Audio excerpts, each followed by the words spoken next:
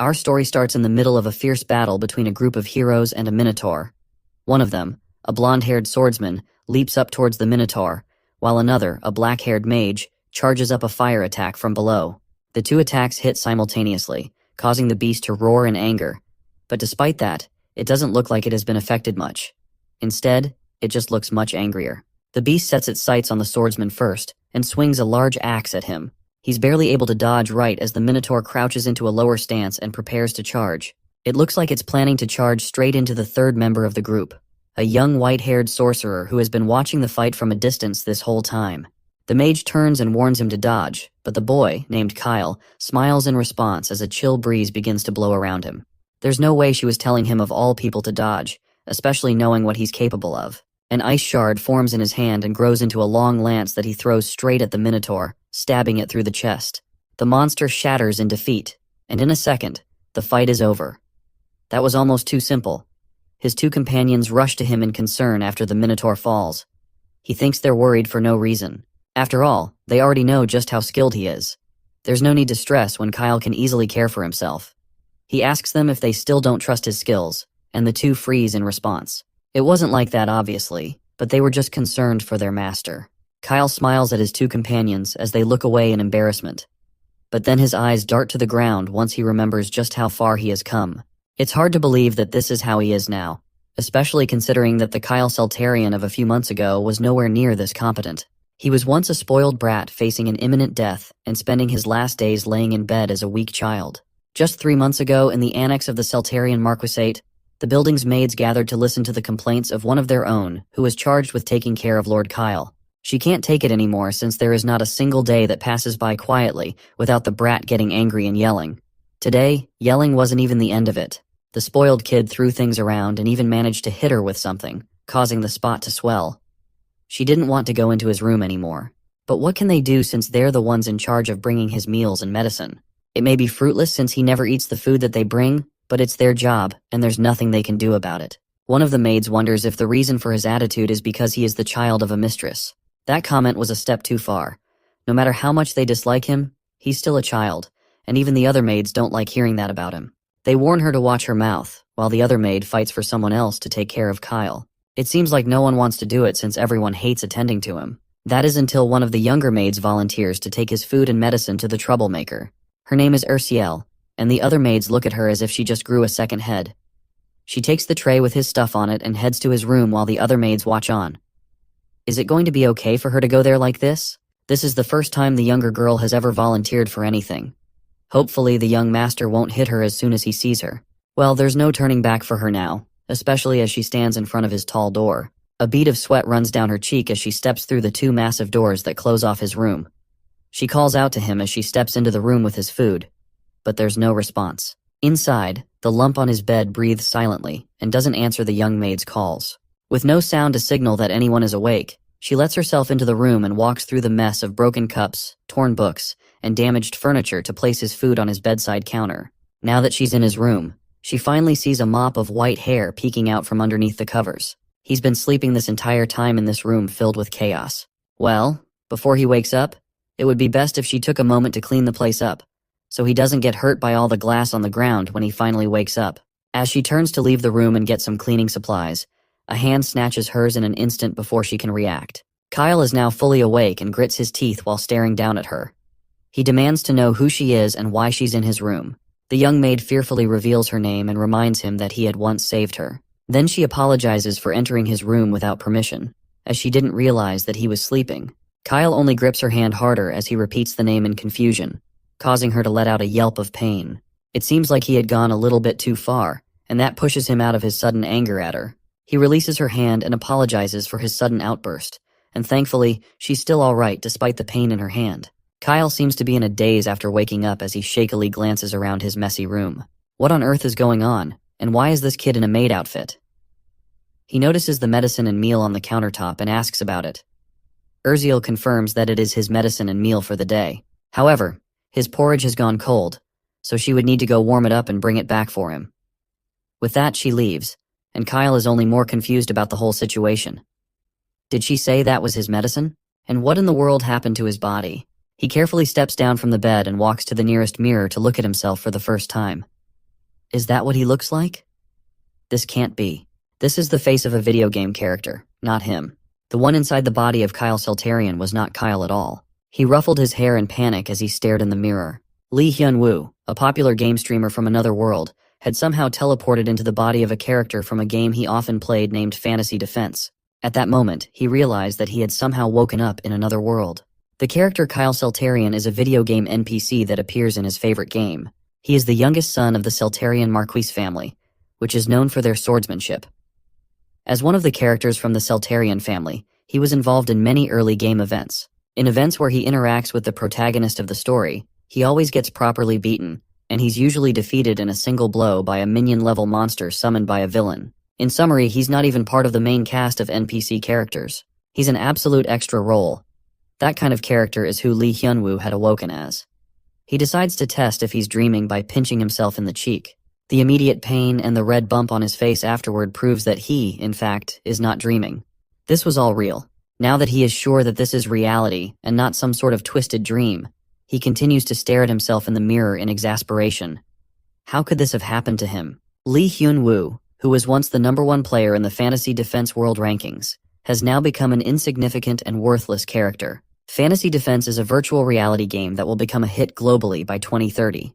Thanks to its devilishly difficult levels, no one had cleared it even after 10 years of it being released. On top of that, it was devilishly fun, and its addictiveness continued to grow its popularity. In the game, there were scores assigned based on gameplay style and quest achievement on a global ranking scale. The scores rise significantly when rare quests are completed, or rare items are obtained. And the person who stood on top of it all after investing 10 years of his life into the game was Lee Hyun-woo, the most popular streamer for the game. He knew rare magic circles and legendary combination formulas that others didn't. He was truly the living dictionary of the game, and he had overwhelming scores that no one could ever hope to beat. And for someone so great to be possessed by such a weak and useless character can only be a cruel twist of fate. This is a game where even the protagonist with exceptional talents can't clear the higher levels. So how is he supposed to survive? More than that, since he has replayed this game so many times at this point, he already knows the fate of Kyle Seltarian very clearly. The ultimate goal of Fantasy Defense is to stop the forces of darkness. The one who summoned those dark forces was Adolf, the second son of the Seltarian Marquise family. The second son was aiming for the position of head of the Seltarian family, and he hoped to use dark powers to incite a rebellion. In the end, the entire Seltarian estate falls into ruin and becomes a base for the dark forces that have been eyeing human territory for a long time. In the midst of all this chaos, Kyle Seltarian, who was completely powerless, was slaughtered mercilessly by those same forces. Maybe if he just leaves the estate before the rebellion even breaks out, that would be enough to keep him alive. That's just a temporary solution, though, and the real problem lies elsewhere. This new noble body of his is suffering from a disease called hermimum. It's a disease that blocks the mana pathways in the body. In this world, mana is the source of aura and magic, which are both essential for survival. Mana is as important as blood in the body, and those affected by hermimum have blocked the pathways in their body, which means that they fail to receive the nutrients needed for survival and growth. That typically means that they die before the age of 20. The only treatment for hermimum is to absorb the mana from the natural environment in order to overcome the disease. However, since the pathways are blocked, they cannot accept mana, and this hermimum is pretty much the same as having a terminal illness. Kyle Seltarian was diagnosed with this terminal illness at a young age, and he has been filled with despair ever since. The fear of death, the anxiety, and the despair over the limited time he has left loomed over him like a shadow, and because of that, his personality became twisted. Before he knew it, he became a disgrace to his family, and his father ordered him to stay in his room and reflect on his actions. There, he continued to boil in rage at the thought that his family thought he was a joke, and someone who could easily be taken advantage of. His anger at the world and at everyone in it grew and grew until he eventually died. In other words, the guy was hopeless. Even in the game, it was always clear that he was a hopeless character. Even though he was a terminally ill patient, his horrible personality is the main trigger for people to give up on him. To summarize the situation, our boy now has possessed an incredibly hopeless character who has no talent or ability for either swordsmanship or magic. No lifespan left, a terrible personality, an awful reputation, and to top it all off, he is confined to his room by the head of the family. This is like starting nightmare mode on a new RPG game. From the start, he is already ruined. Whether he stays put in his room or tries to escape, the inevitable ending for him is death. How is he even supposed to survive in this world with those kinds of stats? Isn't it normal to get at least 1 or 2 cheat skills when you get reincarnated? It would be better if he at least had some kind of status window or something similar. As he contemplates what led him to this situation, bright blue orbs begin to shine around him. Just a moment ago, there was nothing like this in the area. Just where did this come from? The young noble reaches out carefully and touches the orb, which causes a burst of light to shoot out from his hand. Once it clears, a status window with a few key messages appears in front of him.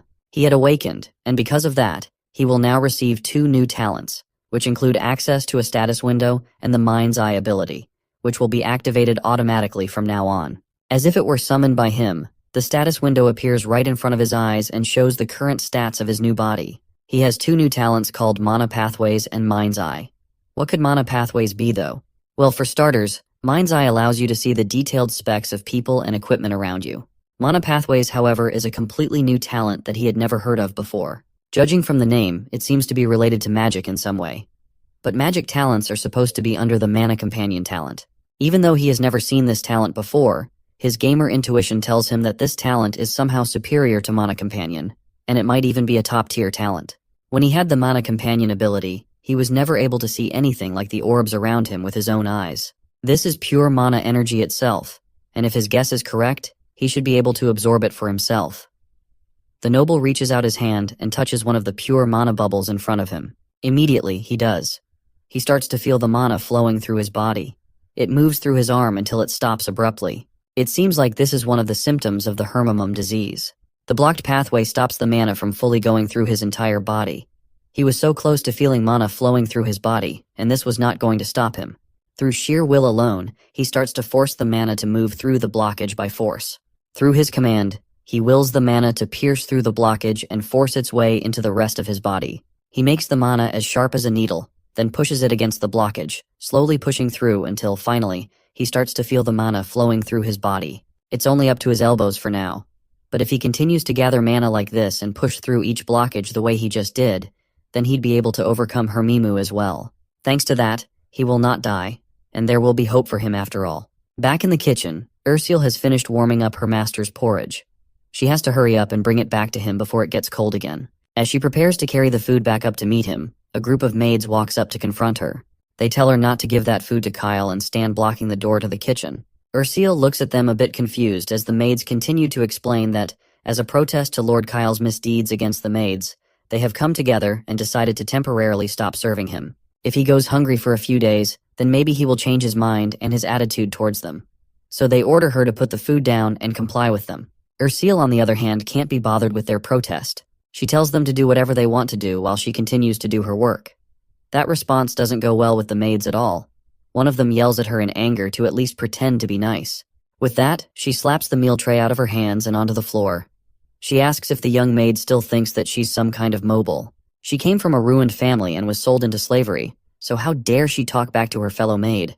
Ursule ignores her yelling while the other maid holds the angered one back. The young maid couldn't care less about the ramblings of her coworkers as she continued to clean the spilled food off the floor.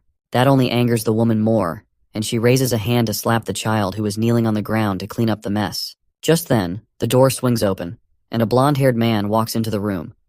The angry maid's hand freezes in midair. Everyone is shocked by Mr. Leonhardt's presence in the kitchen as he angrily demands to know just what exactly is going on in here. The other two only look at him in shock as he passes them to look at the mess on the floor and the younger girl struggling to clean it up. He sighs once he realizes that these two are just giving the young girl a hard time. The meal for Lord Kyle is already late, and she needs to hurry up and prepare another one to bring to him. Ursule accepts and leaves to go prepare another plate of food, while the two maids stand shyly to the side. Leonhardt turns angrily to them once she leaves, and it's clear that he's not impressed by what he just saw. Meanwhile, Kyle continues to look through his new abilities in the status menu.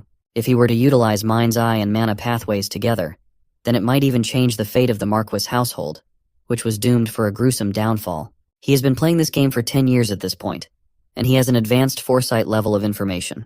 Moreover, he was born with the great power and wealth of a nobleman. With all these things on his side, then it might actually be possible to stop the forces of darkness from taking over. It seems like there are big things ahead of him. But first, he has to overcome his Hermimu by opening the mana passages and learning magic. Mana Delay, for instance, is a talent specialized in magic. With his new talent for magic, it would be better for him to become a wizard than a knight. The second thing he has to do is prevent the downfall of the Marquis family. Since he's part of this family, if the family does well, then so will he. The Marquis of Celtrian will be a very solid support in terms of reputation, skill, wealth, and everything he could possibly ask for. Since the territory is located in the outskirts, he doesn't have to worry about the situation in the capital. Finally, and the most important thing, he has to gather talented allies. In order to prepare for the massive darkness attack that he expects to happen in the near future, if he were to select a potentially talented person and make them his allies, then they would give him stronger power in return. That is how he's going to build his strength. However, firstly, in order to gather talent, he needs to look around for someone close by. Since he is the Marquis of Celta Leon, then he would have to start with Leonhardt, who was once a useful tank NPC while he played the game. As he continues to think about what he will do, a girl's voice calls out to him from the door. It's Ursule, who has returned with the food she went to prepare for him. His eyes widen as he sees her, and he realizes that this is the kid that came into his room earlier, although he can't seem to remember her name. She silently walks back to his counter to prepare his food and medicine while he struggles to remember. Suddenly, the status window pops up with exactly the information he needs. It classifies her as a low-ranking enemy and shows detailed information about her stats and her talents. Her characteristics are being cold-hearted and hard-working, but it's her talent that catches his eye. She has a talent called the Spirit's Eternal Friend. That's the highest level talent in the spirit magic category. He continues to stare at her stats until she turns to look at him and realizes that he has also been staring at her. She nervously tells him to enjoy his meal before stepping back to allow him to eat. Kyle watches her intently and wonders why someone with the talent to become a genius psychic is working so hard as a maid. Well, the answer to that happened a year ago, at an auction. The auctioneer proudly introduces today's special item as Kyle sits in the crowd bitterly. She points the spotlight at a young girl who stands silently on stage. It's Ursule, and she's revealed to be the daughter of Baron Helheim, who was recently stripped of his title. Because she comes from a noble family, she's polite and smart, and the crowd is clearly interested in her. Thanks to that, as soon as the bids start, people begin to yell out their prices for the young girl. Sir Leonhardt, who is seated beside Kyle, suggests that they leave the auction since they should not stand for things like slave trading. Kyle, however, instead stands up and places a high bid of 300 gold. The price is so insane that the auctioneer stutters for a moment as he hears it. The knight beside him calls out to him in shock for even thinking of buying a slave, but the young noble shuts him up with a word. He will spend his money however he wants to. In his mind, his actions don't matter since his own father doesn't even care what he's doing. Then, with the crowd completely silent from his high bid, he walks over to the girl who looks at him with a blank expression on her face while her hands are shackled. He tells her that from now on, she belongs to him. Now that he had bought Ursule, he took her outside and released her shackles. With that, she was free to do whatever she wanted. He sets her free and tells her that she's no longer a slave now that he has bought her freedom. Kyle turns to leave with Sir Leonhardt by his side, but the girl calls out to him again. She thinks about it for a moment. Now that she had her freedom, she could go wherever she wanted. But since he said that he owns her, she wants to go with him. Kyle scoffs and tells her to do whatever she wishes. Back in the present, Hyunwoo realizes that he has just gotten a glimpse into Kyle's memories. With that, he understands how the young maid had gotten into the Marquis household.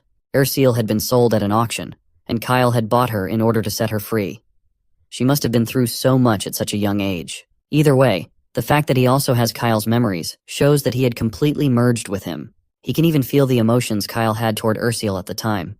A sense of solidarity from both of them sharing a fate that they didn't choose, as well as their mutual feelings of being abandoned in the world alone. Those were what pushed Kyle to do what he did and buy her. He decides to stop thinking too much so he can enjoy the food in front of him. He takes the first bite, and his eyes sparkle in joy. The meal was delicious. He asks Ursule if she is the one who made this herself. The girl shakily replies that she was the one who had made the porridge. It seems like she's still shy about it, especially since she knows how he can get when he's angry at something or someone. But to her surprise, he instead compliments her on being a good cook and asks her to make the same dish for him again next time. Ursule is momentarily shocked by this and looks away shyly. A status menu opens up over her head and shows that her affection has gone up to 35 thanks to his compliment. Even though she had a bit of affection, considering the dramatic encounter they had previously, her affection wasn't that high. It's not very surprising though, since she must have witnessed all of Kyle's delinquent behavior. The fact that she had any affection for him at all was a miracle in itself. In the game he used to play, there was no spirit summoner named Ursule. That means that in the main game storyline, she was never able to fully develop her abilities as a spirit summoner. And instead, she got caught up in the internal rebellion of the Marquis household, where she lost her life. This time, he wasn't going to let that happen. There is no way he would let such a gem slip away, especially while she's right in front of him. He decides to start working head-on. He asks her if she has ever thought about learning spirit summoning. She looks at him, confused about why he suddenly wants her to learn such a thing. The young noble says he wants her to learn it because he thinks she has a talent for it. She, on the other hand, has never imagined herself as having any talent for spirit summoning. That's probably because she hasn't been exposed to spirit summoning, even in her former household. Spirit summoning is known to be particularly expensive to teach and learn. So for a lower noble family, the cost of education would be a huge burden for them. That just means that he now needs to take matters into his own hands. He tells her that she's going to start learning spirit summoning, and she doesn't have a choice. After all, she belongs to him. Ursule takes a gulp of saliva and looks away shyly as another notification window appears above her head, and her affection increases to 50%.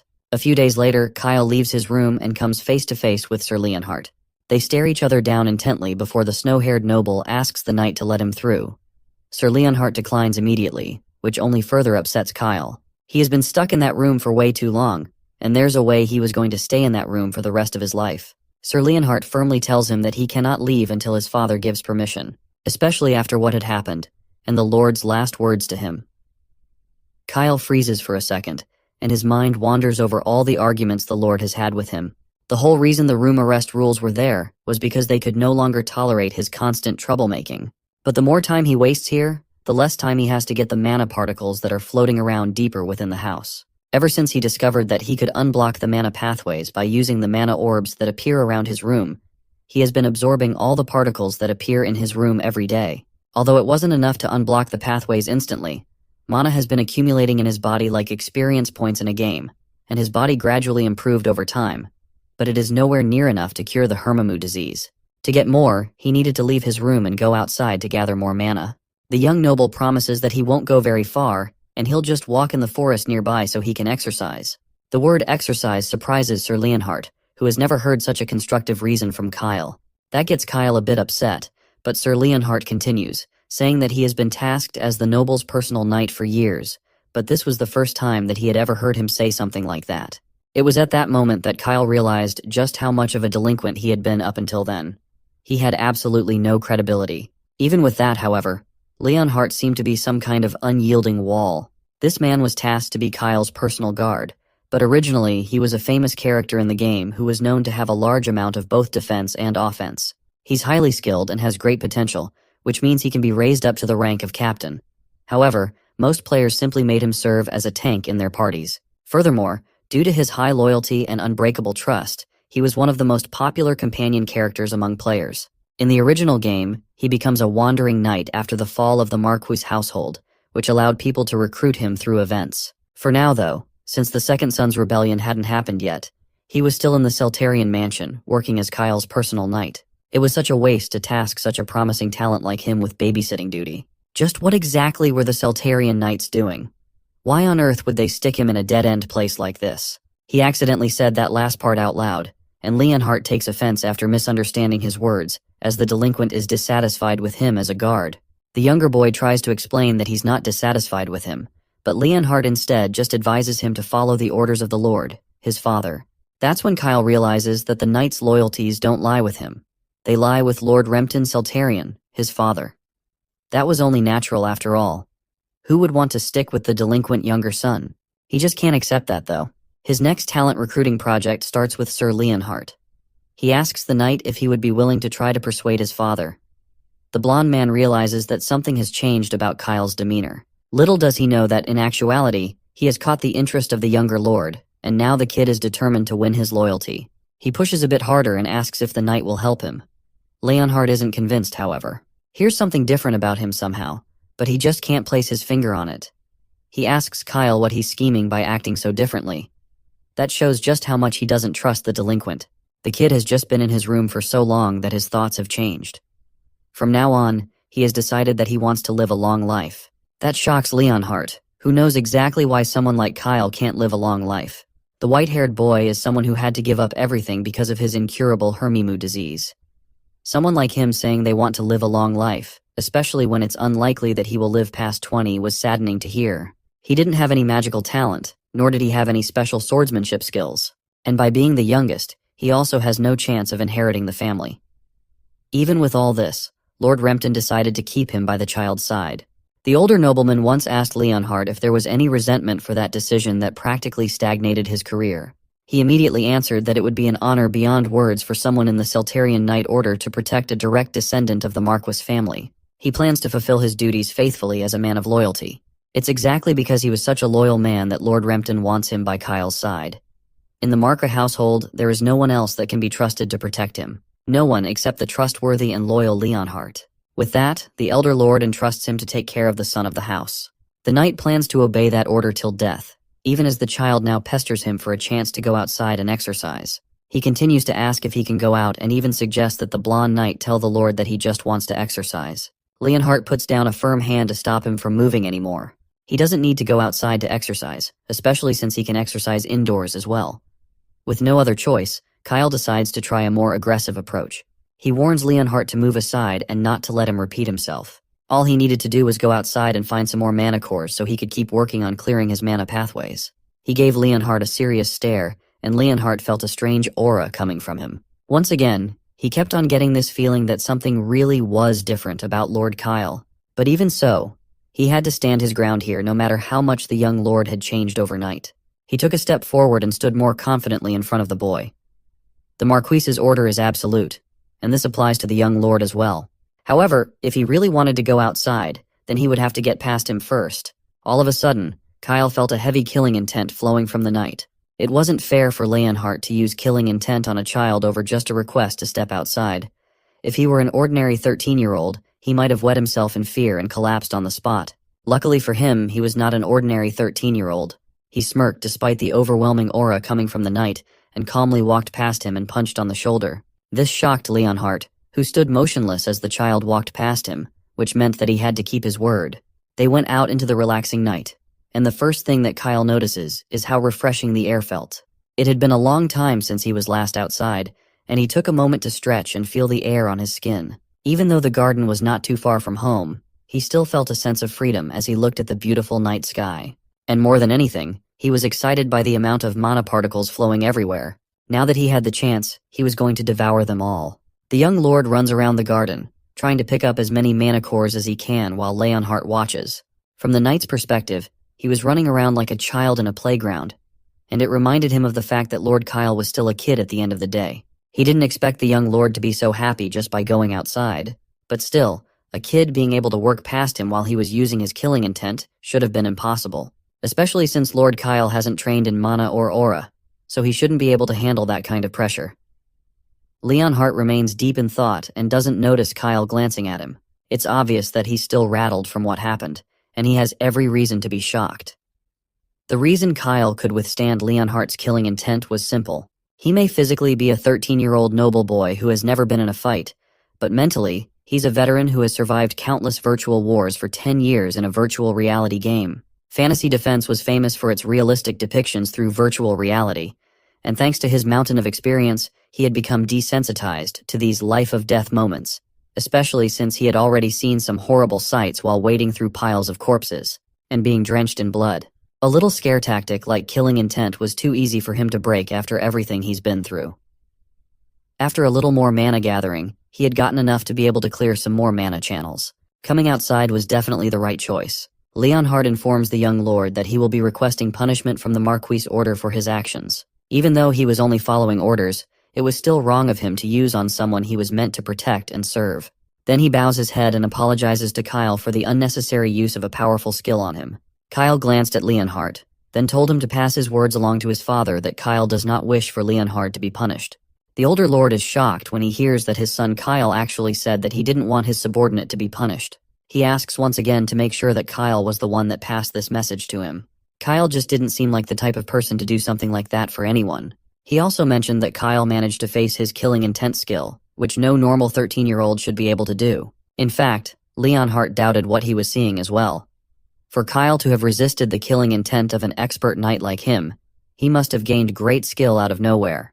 The older lord then asks what Kyle later did while in the garden. After running around the garden for a while, he relaxed and meditated. Leonhardt watched him in surprise while he meditated in the garden. He asked the younger lord when he learned how to meditate. When Kyle was younger, he briefly learned swordsmanship from his father. At the time, he also learned how to meditate, but he didn't have the talent for it, so he gave up quickly. So he wanted to try his hand at it again. And to do that, he asked Leonhardt to keep everyone away from the area so he doesn't get distracted. After that, he meditated at that spot for a whole 6 hours. The older lord stopped the story in surprise at the thought that Kyle could even meditate for that long. He meditated for a whole 6 hours, not 6 seconds. That kid might have changed after all. The Duke had once tried to teach Kyle the basics of swordsmanship when he was young. He was a descendant of the Celtarian family after all, so he should at least be able to walk the path of swordsmanship. He also hoped that the white-haired child would inherit the skills of the family's sacred techniques. However, that kid couldn't do anything. He kneeled after just a little bit of training and complained that his legs felt like they were going to cramp up. That made the Duke angry at the fact that such a weak person could be part of his family. There has never been a weaker descendant in his family. Kyle had no talent for swordsmanship at all. On top of that, he lacked tenacity and patience, and he couldn't even endure simple training. So to hear that someone like that actually meditated for 6 hours is unbelievable. Could it be that something had hit his head and changed his personality? Leonhardt already thought of that, and he checked to see if there was anything wrong with his food. Fortunately, there was nothing unusual, and Kyle's sudden change was entirely on his own. His personality had completely changed recently, and it's not just his attitude towards hard work that had changed. Even the way he looked at Leonhardt had clearly changed as well. It seems like he has finally started to mature a bit, and that is something that interests the Duke. He decides to let it go without more discussion and tasks Leonhardt to continue taking care of Kyle. Back in his room, Kyle continues to channel his mana until his spiritual vision is enhanced and his mana starts overflowing. Thanks to that, his eyes can now accurately access the state of his own body. With that, he should be able to clear the mana pathways all the way to his heart in one go. He starts in his arm, then he pulls the mana into his shoulder, down to his spine, and then finally, all the way to his heart. He endures the pain as his heart frees up, but after a moment, he opened up his mana pathways and freed up a path to his heart. Now that he has done that, he should be able to use magic, and he's excited to start learning magic in earnest. In this world, to use magic, a mage has to form a circle near their heart. To master higher-level magic, then they must increase the number of circles they have, and the more circles they hope to create, the longer it will take. So if a person hoped to become a mage, they would have to start training between the ages of 5 and 8. Then, by the age of 12, they should be able to form at least one circle to be seen as a person with the potential to become a mage. Since Kyle is already 13 years old, it's a bit late for him to start learning magic. Luckily for him, he wasn't a normal NPC who had to follow the simple rules of their world. Since he has the mana adaptation talent, then his case is different from normal. All he needs to do is form a circle, and he should be able to start learning magic. But first, he had to learn how to form a circle in the first place. Maybe he could build it the way he learned from the game. As he pondered on how he would do things, a knock came from his door. It's Leonhardt, and he came to pass on the news that the Duke has lifted the restrictions on Kyle's movement. Now, he's allowed to leave his room and take a walk in the garden under the condition that Leonhardt accompany him at all times. He still can't leave the estate, but being allowed to walk in the garden is already a blessing for someone who spends every day and night trapped in his room. It seems that Leonhardt really did a good job convincing his father, but it also seems like his favorability had increased as well. It had increased by 30 points out of nowhere. Back when he repelled the killing intent, his favorability was at -50. Maybe he was moved by his meditation in the garden, especially since he meditated all through the night and collapsed in the morning. Leonhardt seems like the kind of person who's impressed by sweat and perseverance. Either way, now that his restrictions have been taken off, there's a place he has been wanting to go. The estate's library is a place filled with all the knowledge he would need to form his first magic circle. But the librarian doesn't look happy to see him. In fact, she looks terrified. She rushes over to Leonhardt in a desperate attempt to find out what's going on. Kyle was banned from entering the library a long time ago after he had spent an entire day tearing some genuine, rare books that would cost a fortune to replace. He used to joke that they were just pieces of paper that were useless after you die, even though she struggled to get them after traveling across the empire. After his outbursts in the library, he was banned from ever stepping foot in there, but it seems like his restrictions had been lifted. Kyle himself is embarrassed that he used to do such foolish things, but now he only came to the library to read, not to cause trouble. He specifically wants books related to magic. That confuses the librarian since the Duke's family always emphasized swordsmanship, so there weren't many books on magic. For now, all he wants is a book that teaches how to form magic circles. She brings him an introductory book that seems way too complicated for his liking. There were books made for 7-year-olds, but each one felt like a university thesis. Normally, if this was some sort of game, then there would be a status window that would allow him to automatically learn everything in each book. As if on cue, a status window appears in front of him and informs him that he has unlocked a skill called spiritual vision. It allows him to translate the low-level book that he was struggling to read and then turn it into simpler copies that he can read quickly. On top of the translation feature, he can also use his sharp perception skill to decode books easily and quickly. He asks Alice, the librarian, for more beginner books, and he's excited to gain as much knowledge as he can. Leonhardt wonders if it is really okay to have these many books borrowed out at once. The librarian was really worried that he would damage some because of the sheer number that he borrowed. Even selling her house wouldn't be enough to replace them if they were lost or damaged. She didn't need to worry so much about it, though, since he planned to finish them quickly. Or at least, he would lose interest in them halfway. Normally, Kyle hated books, but now he's eagerly reading as many as he can, all at once. Leonhardt notices that the books he picked out were mainly books on mana management and magic circle formation. He quickly figured out that this must be related to his disease. He tries to give a little bit of advice to the young noble about how learning magic will be difficult since Hermimum blocks the mana and aura flow of his body, but Kyle already knows what he's trying to say before he even starts talking. Leonhardt offers to back away if his advice is unwelcome, but that's the opposite of what Kyle is thinking. It's a valid point after all, so there's no need to get upset about it. Everyone in the house would probably say the same thing and see what he's doing as a waste of time, but he's the black sheep of the family after all, and he already has a reputation as the reckless youngest son. A little bit of weirdness from him wouldn't surprise anyone. Besides, it's not like reading books harms anyone. At the end of the day, he's sure Leonhardt is just worried that he will fail at learning magic and then fall into a deep despair. But that's quite the opposite. Kyle has no intention of dying young. He stands up and walks towards the older man, then places a closed fist on his chest to reassure him. He's planning to do everything he can to make sure that he survives longer than anyone thinks he can.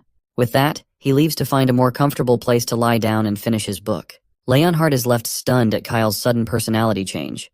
The Kyle Seltarian he remembered wasn't this strong-willed in the slightest. One of his earliest memories with the kid was a day in the training field where he kneeled down on the ground, crying for his father. When Leonhardt came to ask what was wrong, he told him that the older lord had said that there was no need for a kid like him. He used to be such a crybaby once, and now it looked like he was growing into someone admirable. The blonde knight picks up a book and heads towards the kid, and that's when Kyle notices that his affection score has gone from -30 back up to 0. He has no idea why that happened so suddenly. There was nothing special that he did that should make it jump up so suddenly. He's almost scared as the older man approaches him, but all he does is place a book on the table before leaving and offers to wait outside his room. Before the older man left, there was the faintest sign of a smile on his face. Kyle wonders if maybe he just liked seeing the younger boy read.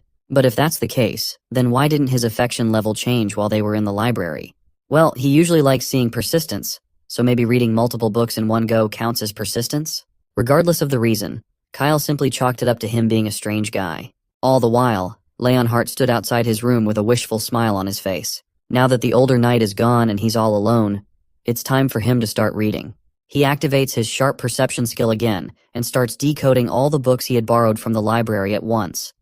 As he expected of the skill, the decoding speed is dozens of times faster than his regular reading speed.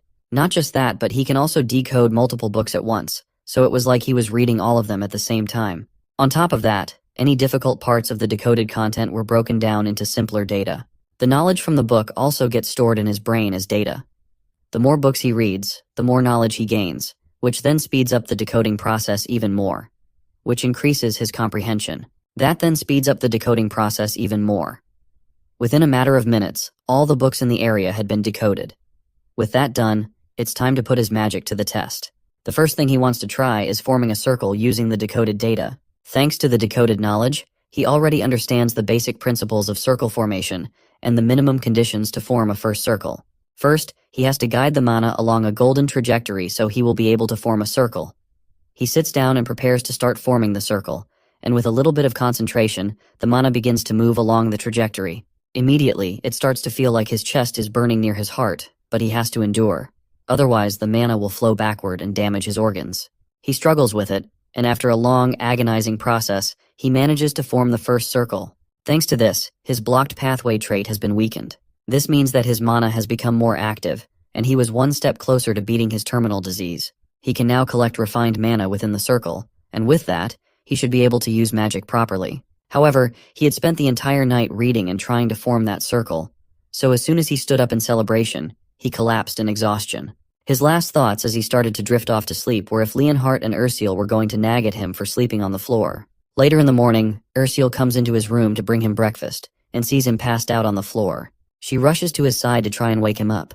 She was confused about why he was out cold and what all these books were doing in his room. Despite the huge toll that the process was taking on his body, it's impressive that he had managed to successfully form the first circle in just a single night. From now on, a new life as the mage Kyle Seltarian was beginning. Meanwhile, Leonhardt returned the books to the librarian, who looked like she was on the verge of exploding from stress.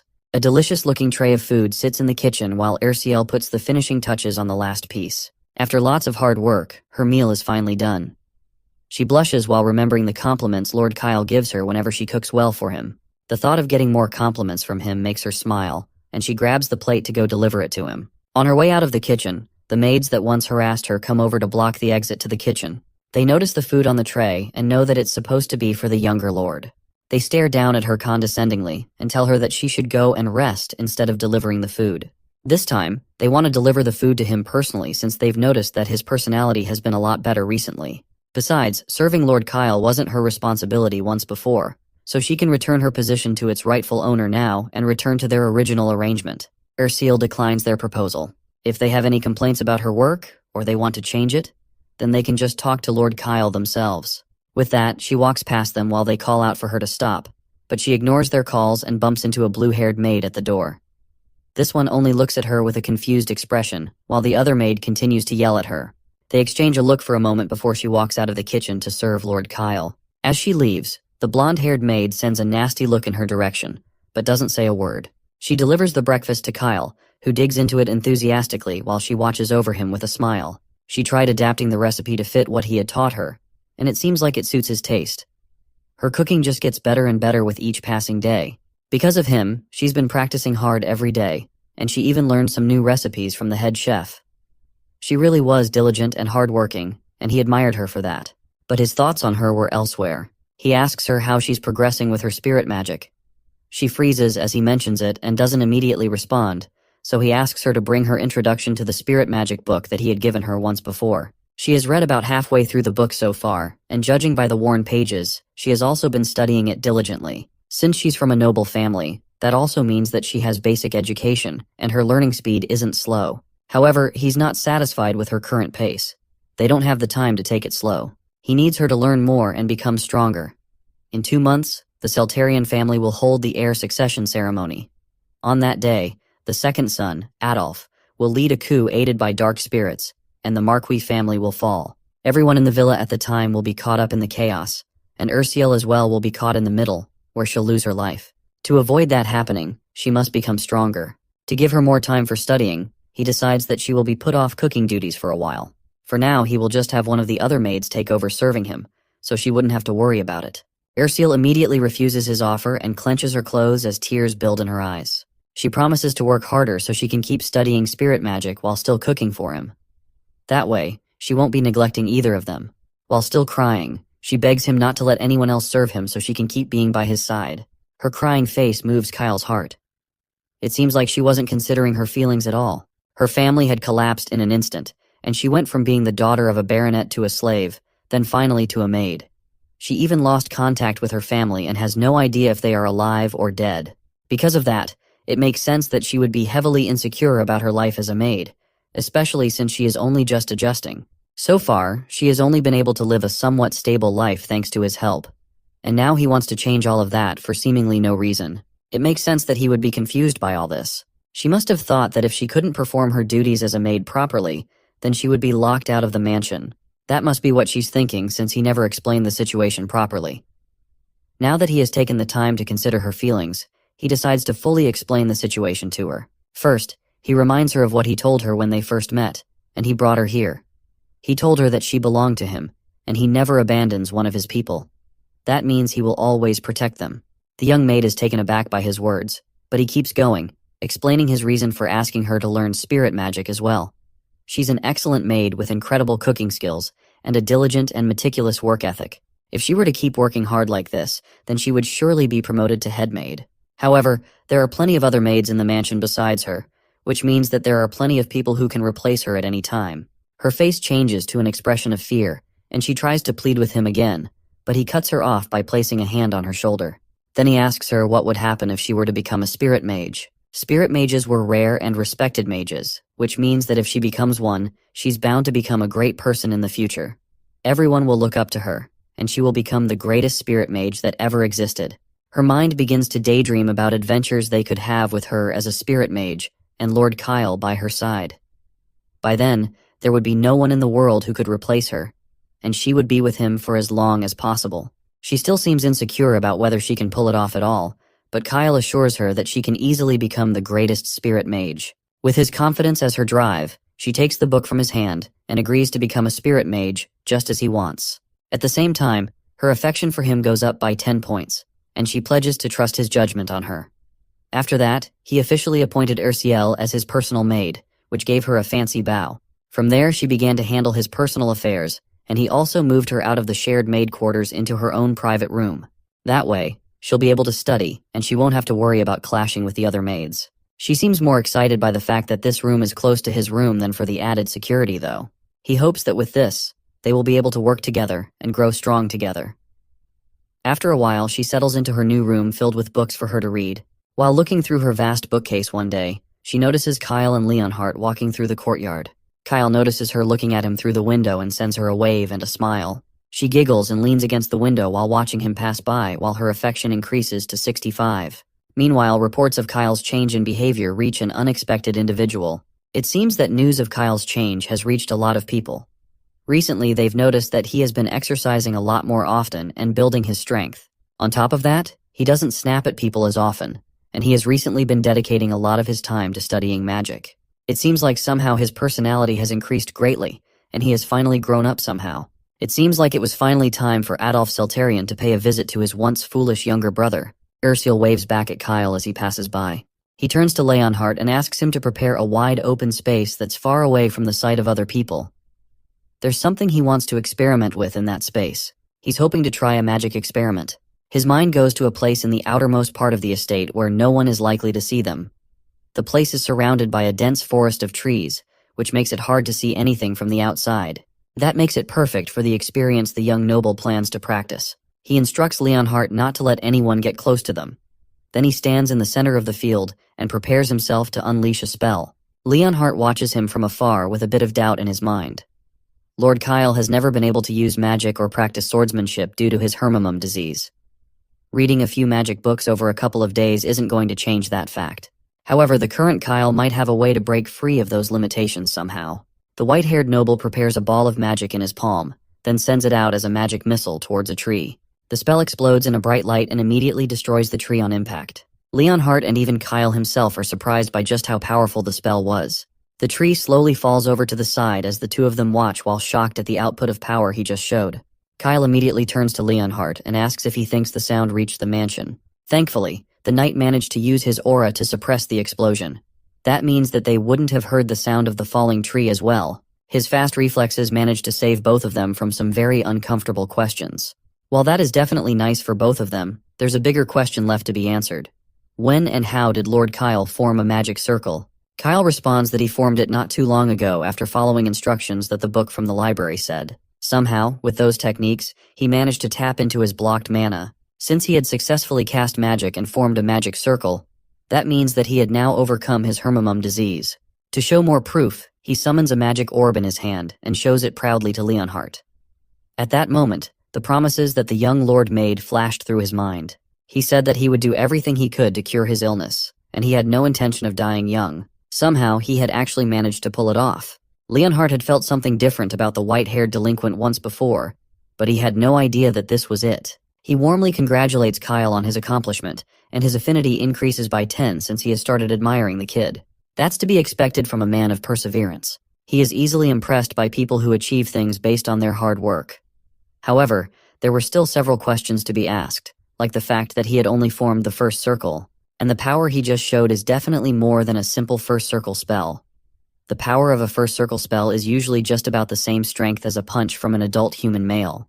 but the blast he sent out had the power of a fourth circle spell, which is way more advanced than any spell a beginner should be able to cast. Despite that, though, he's still a first-level mage, which makes his ability to cast such power spells even more incredible. Could it be that Lord Kyle is actually some sort of prodigy? No matter how you look at it, though, this power is just way too noticeable. Thanks to his mind's eye ability, he was able to read all the first circle magic books in the library. If it weren't for that skill, it would have taken months to successfully form a circle. The skill also decodes that magic is used differently from how he remembers in the game. According to the magic books, he had to draw a complex magic circle to be able to use magic. Then, after going through a bunch of difficult equations and calculations, he then had to activate the circle by circulating the mana. The process is longer and much more old-fashioned than what he remembered from the game. In the game, all he had to do was draw a simple magic symbol with mana, and then it would activate half away. This method was way easier to use and a lot more powerful than the complicated methods he had to learn. On top of that, he had also learned all the magic symbols in the game over the long amount of time he played. Since the methods were way too complex for his liking, he decided to use magic in a more user-friendly way, like he did in the game. But the end result is way more powerful than he thought it would be. If anyone found out about just how strong he was with these techniques, then that would be a problem. It's not time to reveal his full strength yet, and it'd be better if he kept it a secret. He asks Leonhardt to keep what he saw today a secret, even from the head of the family. Leonhardt is confused about why he would want that, causing Kyle to try and convince him by making a cute face. That only makes the knight's affinity drop instead. So instead, he decides to tell Leonhardt the reason he wants to keep the strength of his powers a secret. It's because of the succession ceremony in 2 months. It's a very important tradition in the Marquis Seltarian family that chooses the next successor. The successor is not chosen by age but through a competition. All their traits are judged at once, including their personality, wisdom, public support, and other factors. All these things are used to determine who was the most promising heir to lead the family to greater prosperity. Because of his promising personality, his primary supporters were the family's long-serving retainers. Right now, there are 2 main people fighting for this position. The eldest son, Abel Seltarian, and the second son, Adolf Eltarian. These 2 characters were incredibly important to the story. Abel Seltarian is the son of the legitimate wife of the Marquis of Seltarian, and he was also the most likely candidate for heir. He has a gentle nature and excellent swordsmanship skills, and on top of that, he's been groomed as the heir since childhood, and he grew up with high expectations as a model elite. Then there's the second son, Adolf Seltarian, who was also born from a legitimate wife. He was overshadowed by his elder brother Abel, and that meant he was overlooked for many years. However, at some point, during his growth, Adolf's personality became more composed, and his swordsmanship skills improved rapidly, which caused him to stand out among the crowd. That meant that Adolf's supporters were young and passionate knights. He almost had the vibe of a gang leader, and these 2 overwhelming personalities clashed in a hallway back at the mansion. As soon as they met each other, Adolf sent a deadly glare in his older brother's direction. Abel, on the other hand, doesn't seem like he's bothered at all. He greets his younger brother politely, especially since it's been a long time since they've seen each other. In fact, he was so lost in thought that he didn't even notice the younger man approaching. At least, that's what he says. But for someone who manifested his aura at just 5 years old, it was impossible to believe that he wouldn't be able to sense someone's presence. That was just a story from ages ago. And even if Abel calls it a fluke that isn't worth bragging about, it's still so much better than his brother, who couldn't manifest his aura until he was 15 years old. The older men accompanying Abel joke that the younger brother might just be slow and lacking talent. And of course, some people just tend to start off slow after all. The casual insults are enough to cause Adolf's subordinates to confront the older men in anger, but he orders them to stop. They were in the main house right now, and acting recklessly could negatively affect him. It seems like he trained his followers well, and Abel condescendingly suggests that he might truly be worthy of being a candidate and the heir of the household. Adolf only scoffs at the snobbish attitude of his older brother. As far as he's concerned, Abel won't have any reason to laugh much longer. With that, he orders his subordinates to continue down the hallway, and they walk off while Abel watches them leave with a suspicious glare. Later on, Kyle calls a meeting with Leonhardt and Ursule in his bedroom. It's about the succession ceremony, which is set to be held in 2 months. The ceremony doesn't care about those born by legitimate or illegitimate means. All they are about is their strength, and that means that any direct descendant of the lord of the household is eligible to compete for the position of heir. Well, at least on paper. In reality, there were exceptions to the rule, and the youngest son just happened to be one of them. Due to Kyle's illness, he was excluded from his competitions by default. The third son, Duke, was also not involved in the competition. Not just because he is too young, but also because, in terms of his skills in sword fighting and magic, there is no comparison between him and the rest of their brothers. Therefore, the most likely candidates for the position were his two oldest brothers. Neither of them would like any random surprises appearing at this stage of the game, especially since they were so close to the succession ceremony. So imagine what would happen if it became known that Kyle has suddenly developed a strong power at a time like this. He was once seen as a fool who wasn't even worthy of being in their sights. Now he suddenly looks like he's about to rise as a dark horse. There were only two possible reactions to this news. They would either try to convince him to ally with them, or they would go after his head. It seems like a drastic train of thought at first, but history has always been full of bloodshed for the position of heir, so it's not the craziest thought. According to the game's setting, Abel is a fundamentally good person, meaning there was a low chance that he would take the more drastic of the two options. Adolf, on the other hand, is almost guaranteed to try and behead his younger brother. That guy is already set on killing his whole family from the beginning, so there's no way the older brother won't try to attack him if he ever finds out that he has learned powerful magic. Because of that, the only option he has is to overcome his hermimum and become stronger.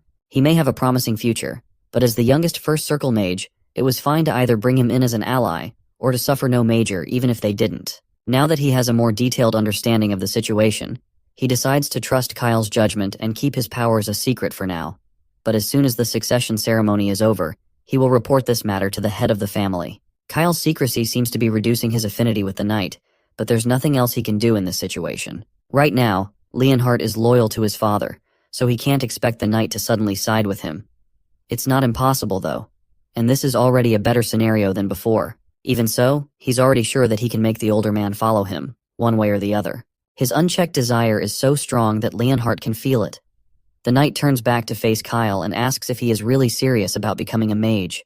The Marquisate of Keltarian is known for their swordsmanship, but it would also be beneficial if he became a helpful mage. The thought of the fact that Kyle will soon make positive contributions to the family makes Leonhardt smile, and his affinity grows by a large amount. Kyle is shocked that it grew out of nowhere, and he has no idea how that even happened.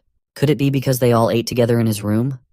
That's why the knight was complimenting Ursule on her cooking right after they had their talk. So, in hopes of continuing to increase their affinity, Kyle suggests that they eat together in his room from now on. Leonhardt isn't as thrilled with the idea and suggests that they just eat at the knight's quarters instead. But Ursule is secretly happy about the sudden request. Later on, in the night, Kyle sits on the ground in his room, studying the magic symbols he knew from the game before. These symbols allowed him to activate his magic as fast as possible with a huge amount of power as well, but in this world, he's not able to control how powerful his spells are. It's already difficult to handle as it is, but now he'll have to figure out how to handle it before he can use his magic in public. For now, though, he decides to ignore all that and just try to seal the symbols up for now. There will be a chance to show off his magic eventually, but to avoid drawing attention, he will have to use basic magic for now. The magic activation in this world is slow and difficult to learn, but it allows more precise control. Then he gets an idea. Since the magic activation method allowed him to control his magic output, and the symbol activation method allowed him to cast more powerful spells in a shorter time, then he should be able to combine the two and get the advantages of both. He tries to combine them, and the system immediately gives him a warning of a high risk of magical explosion from what he's about to do. The notification window suddenly appearing scared him enough that he jumps back in shock, but it seems like the combination is actually possible. The system asks him if he's sure that he wants to go through with it despite the risks. However, high risks usually mean that he'll get high rewards from it, and he's not going to get anywhere without taking any risks. With that in mind, he starts the process of mixing the two activation methods, while the status window continues to warn him of a danger of magical explosion.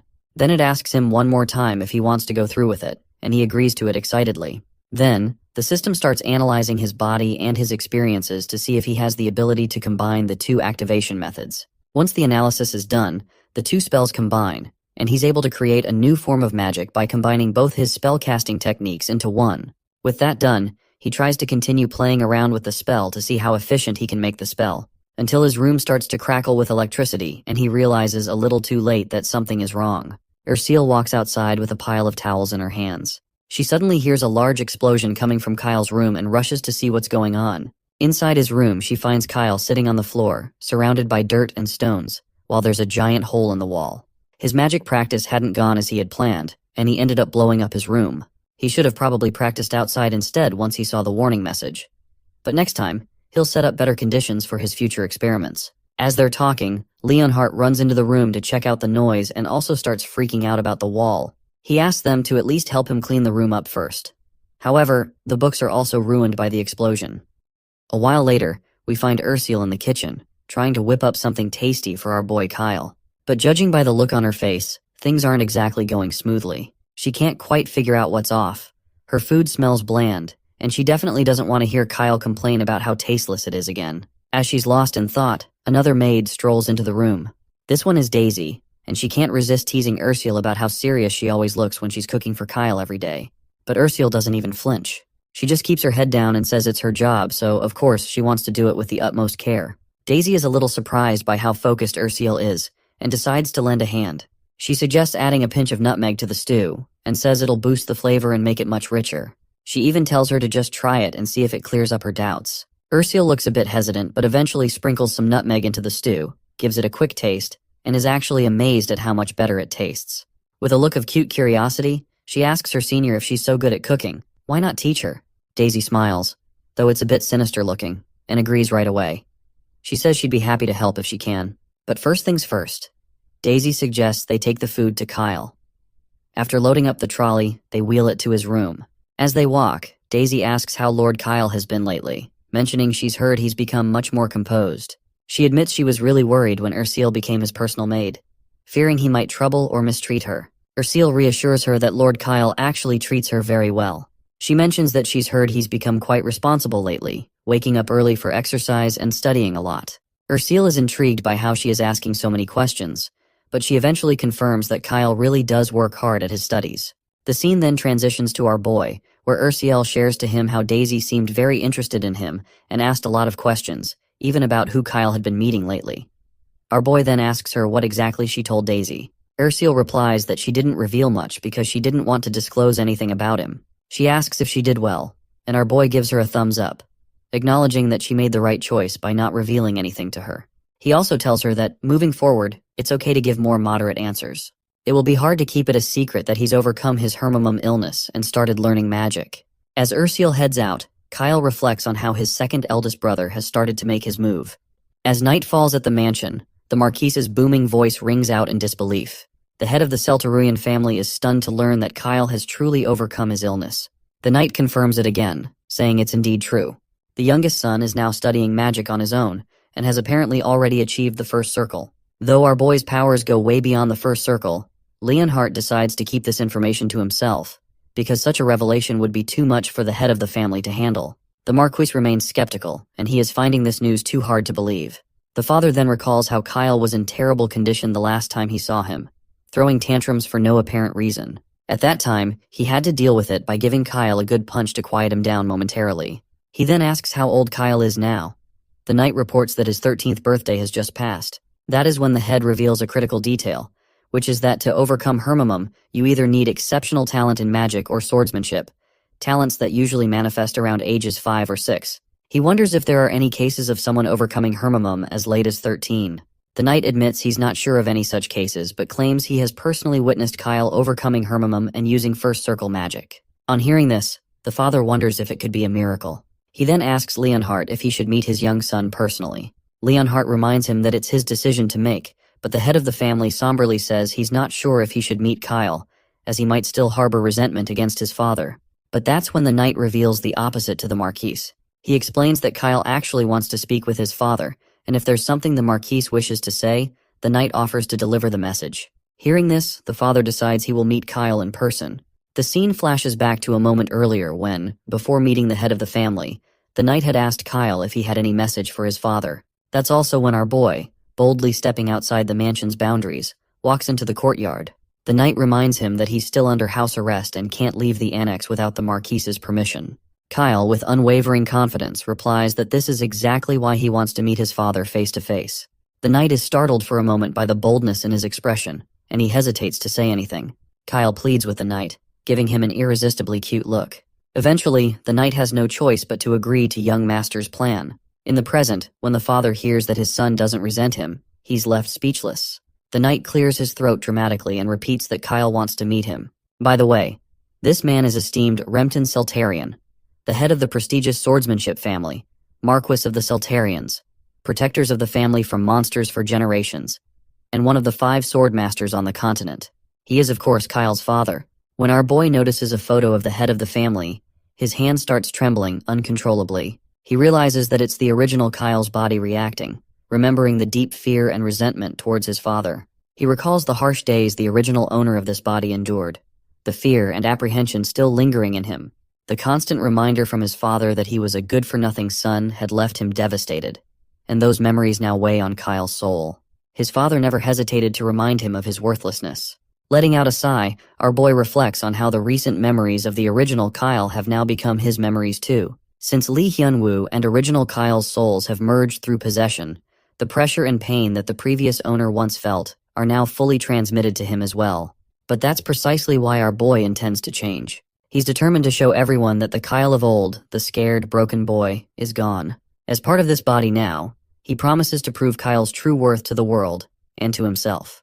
When he finally stands face to face with the Marquis, the man starts off the conversation by asking if he has something to say. Kyle responds with a crisp, loud voice saying, "Yes, Marquis." The Marquis remains silent for a moment, noticing how boldly his son addresses him as Marquis instead of father. It makes him wonder why this brat actually wants to meet him. He then points out that Kyle had been given clear instructions not to leave his room without permission. Recently, though, he acknowledges that Kyle was allowed access to the library for studying, so he warns his son that if he dares cause any more trouble, this time it won't end with just confinement. He asks Kyle if he understands what that means. Kyle begins to tremble instinctively at his father's stern voice, and can't help but feel the weight of the past. He points out that there's no trust between him and his son, though he admits it's understandable given how much trouble the original owner of his body caused. He then gets curious about his father's strength as one of the 5 sword masters, so he tries to assess his stats using his system. However, the system fails, unable to provide information on such a high-ranking opponent. Realizing he can't rely on the system info, he decides to negotiate instead. He calmly explains to his father that the reason he formally requested an interview through Leonhardt was precisely to avoid leaving his room without permission. The Marquis perks up, impressed by how efficiently his son has countered him. He can't help but remark how Kyle is now speaking like an adult, just as the rumors suggested. Kyle then acknowledges his past behavior and admits he caused a lot of trouble and annoyance with his childish actions. He completely owns up to all the foolishness of the past, and with a respectful bow, he sincerely expresses his regret. He promises to change for the better. The father is utterly baffled by the drastic change in his son's behavior. How could a brat like Kyle even think of apologizing? He's astonished that a child who used to blame others and get irritated every day is now saying something like this. While our boy decides to speak once again, his father anxiously braces himself for what might come next. Kyle then drops a bombshell that he wants to make a deal with him. Curious, the Marquis asks what kind of deal Kyle has in mind. Our boy first of all reminds his father that he must have already received a report from Leonhardt about him overcoming his Hermimum illness. The father confirms he has heard of it but finds it hard to believe such a miraculous thing could actually happen. Kyle insists it's true. To prove his point, he conjures fire in his hand, revealing to his father that he now possesses first circle magic abilities. The father is completely blown away once again. He didn't really believe Leonhardt's words, but seeing Kyle's magic abilities firsthand leaves him at a loss for words. He confirms he can see the mana flowing inside Kyle's body. Our boy also claims that it's true, and that he'll only get stronger with time. Mages who overcome Hermimum are known for their exceptional potential. Kyle adds that it took him only a few days to reach the first circle through self-study, and a mage of this level is said to be as valuable as an entire knight order. He acknowledges that the Celtarian family is famous for its swordsmanship, but having top-notch magic among the direct descendants would be a great addition. He suggests that if the family supports his growth as a mage, he'll keep honing his skills and contribute significantly. He hopes to become a great asset and help the Celtarian Marquis stand out with both swordsmanship and magic, elevating their family's status in the country. Kyle wraps up by asking his father for his thoughts on the proposal. He reminds him that this is a deal that benefits both the family and himself, and requests that his father consider investing in him as a capable talent. After putting his father in a tight spot with his proposal, Kyle also reflects on life's give-and-take nature. He knows the best way to gain favor is to show what you can offer in return. The Celtarian family values its honor and benefit above all, and just showing family blood won't persuade his father. The previous Kyle tried to gain attention through trouble, but those methods only backfired. But our boy is way wiser than the previous Kyle, and he understands that aligning mutual interests can bridge even the toughest relationships. Meanwhile, the father is at a loss for words. He's left wondering if this is really the same Kyle he knew, as he seems so different from the child he once was. Kyle once again asked his dad to support him and help nurture his talent. Of course, this sudden change in his son's behavior has officially boggled his father's mind, and he's not even sure how to respond. He keeps wondering if this is really the same child he knew. The way Kyle speaks so efficiently and negotiates so well was something his dad never expected from him. Achieving what you want through negotiation and learning to use power and authority is a crucial skill for aristocratic children. It's hard to believe that the kid who used to throw tantrums is now saying things like this. The child he once thought was a failure and had neglected has shown remarkable growth. Eventually, he decides to recognize Kyle as a valuable asset to the Celteron family. Not surprisingly, the son is momentarily startled when his father agrees right away. The man then also promises he'll provide all the necessary funds and magic stones for his studies, and tells his son to make sure he shows his worth. Kyle smiles in response and assures his dad that he'll live up to his expectations. A few days later, we see the surprised faces of both Leonhardt and Erciel. Apparently, they're standing in the new magic workshop that Kyle has acquired to nurture his magic. He looks quite pleased and proudly asks for their opinions. He explains how he's reinforced the entire place with barrier magic artifacts, equipped it with tools for making potions and artifacts, and he is also glad that there won't be any holes in the walls now. Leonhardt was the first to react, and he clearly looks fascinated by the fact that Kyle managed to afford all this, given how expensive it must be. That's when our boy realized he had forgotten to mention that this was all funded by his dad. He explains that all he had to do was charm his father a bit, and he gladly provided the funds. Leonhardt is a bit creeped out by this, finding it hard to believe that charms could actually work on someone like Rempton Celterion. Kyle then opens another sub-room in his workshop and invites Erciel to take a look. Inside, she sees even more equipment neatly laid out on the shelves. But that is not the main highlight here. Kyle explains that it's difficult to use spirit magic freely in the main room, so he made sure to set up a separate space for it. This new area is equipped with soundproofing and dustproofing, so she can practice spirit magic without any worries. Erciel looks anxious as she glances around because she is not sure if she actually deserves this much. Kyle happily tells her that it's for her to use as much as she likes. He reminds her that he doesn't want her to be just a maid doing menial tasks, and he wants her to grow into an irreplaceable spirit mage that will become his trusted aide. Not surprisingly, the girl bows her head, moved by how highly her master regards her. She even starts to cry and promises to work hard, learn diligently, and become someone who will be truly helpful to him. As she makes this promise, her favorability rating rises to 70. Just as they're sharing this heartfelt moment, the stones on the shelves begin to react, and bright energy starts illuminating the area. They look around and see that the spirit magic circle is suddenly activating on its own. Kyle asks her if she's done something, but she denies it. But it doesn't take him long to realize what's happening. The blue energy starts to coalesce and turns into a cute, fluffy creature with wings that quickly rushes toward Erciel and hugs her tightly. Our boy confirms to us that what we just saw was a spirit summoning ritual, and that the cute, fluffy ball is a familiar. Given that it immediately clung to Erciel, it's clear she's the one who summoned the spirit. He's not too surprised, though, considering her talent for spirit magic. He compliments her on her skills, but Erciel points out that she literally didn't really do anything. Kyle in response explains that spirit magic is different from casting spells or reciting incantations. It involves feeling the spirit's energy in nature and connecting with it through the soul. When her emotions were heightened, the spirit stones in his workshop responded and summoned the spirit for her. He then tells her to look at the shelves, where all the spirit stones that were previously there are now gone. Erciel is bewildered to see that it's true and feels a bit uneasy about it. But the boy reassures her that it's fine, as they were meant to be used anyway. As the spirit clings to the girl, Kyle reflects on how he didn't expect her to summon a spirit so quickly. He's quite curious about what kind of spirit this is.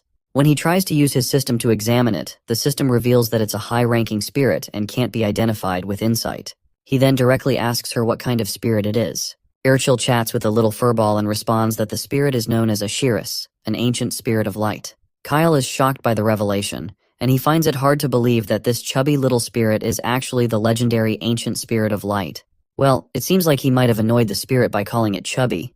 Apparently, ancient spirits are so rare that even top-level spirit mages might only manage to summon one after pouring all their spirit stones into the process and spending days and nights on it.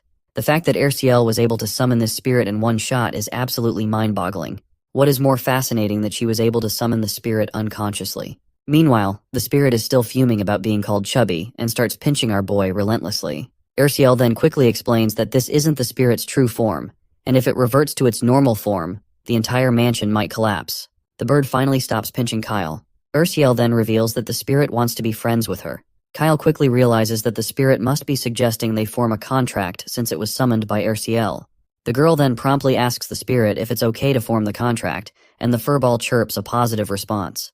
A yellow light illuminates as the circle activates, and Ursiel officially asks the spirit of light if it will form a contract with her.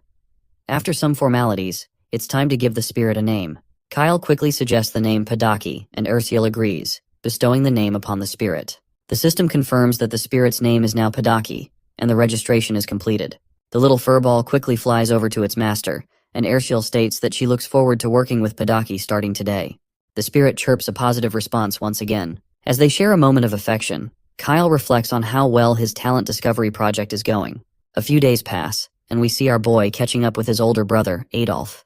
The big bro starts off the conversation by apologizing, saying he did not give much attention to his little brother lately as his older brother. Kyle remains modest and replies that it's nothing, as he should have sought out his brother first. It's clear they're not just exchanging brotherly affection, as there's a thick tension between them. Ursiel serves tea to Adolf and quickly walks away. As she leaves, Adolf watches her with a purposeful gaze and quickly recognizes her as the slave Kyle had bought from the market. He can't help but comment on how beautiful she looks for a maid. Our boy responds that his main intention was simply to get a maid. His brother then asks if he can take Ursiel with him. As soon as these foul words fall into Kyle's ears, he is unable to take another sip of his tea and remains silent, inwardly calling his brother trash. However, he keeps his composure and politely asks if there's no other child he would prefer instead. He starts pretending as if he is romantically interested in Ursiel as well, because this is the only way he can avoid offending his evil brother. Adolf takes the bait and quickly dismisses the idea, claiming he's not the type to steal a girl from his younger brother. We then hear Adolf's thoughts as well, and the reason he's avoiding taking the maid is clear, which is that he can't afford to make an enemy of his younger brother just yet by snatching away his girl. Besides, he's heard rumors that Kyle is not that troublemaker brat anymore. But seeing him with women at such a young age only confirms to Adolf that Kyle is likely heading down a dark path. For Adolf, this makes it even easier to lead his brother further into the shadows. Adolf then begins teasing him, saying that if he had known his young brother was such an interesting young man, he would have tried to get closer sooner. He points out how much Kyle has improved, to which our boy simply agrees, mentioning that daily life has no major issues now. His hermamum isn't fully recovered yet, but it's gradually getting better. Looks like the big bro was not expecting to hear this, and he promptly asks if he is actually recovering. Kyle explains that it's a long-term illness, so it's difficult to cure all at once, but it's improving step by step. He then shows his brother some magic, telling him it's a spell he created that's about 1.5 times more powerful than regular magic. He asks Adolf what he thinks about it. Well, the big bro is quite impressed to see that Kyle can create spells as well. What shocks him is that Kyle is learning magic rapidly, even though he has not fully recovered from his illness. He begins to worry that our boy might become an obstacle to the heir's succession. He also can't help but to notice that Kyle's attitude has suddenly changed, as if he's becoming a different person. His magical skills are growing day by day as well. He wants to be cautious, but at the end, he just thinks of Kyle as a 12-year-old kid, so there is nothing to be so cautious about. He then decides to manipulate his junior brother for his advantage, and, if he becomes useless, Adolf simply plans to discard him as trash. So he directly asks Kyle if he might be interested in joining his faction. The invitation surprises Kyle, leaving him unsure of how to respond. A heavy silence descends as Adolf eagerly waits for his reply. Kyle then smiles purposefully, as if he's figured out his answer. Adolf decides to inform their father about the situation, and Kyle thanks him for handling it. Afterwards, as Big Bro prepares to leave, he opens the door with a creak, and Leonhardt, standing outside, hears the sound and promptly pays respects to Adolf. Adolf then recalls that Leonhardt is another obstacle in his path. This knight isn't an easy opponent, as despite any temptations, he hasn't switched sides. He then throws a jab at Leonhardt, remarking how it's quite a sight that the knight has been reduced to guarding a snot-nosed brat. With that, Adolf walks away with his escort.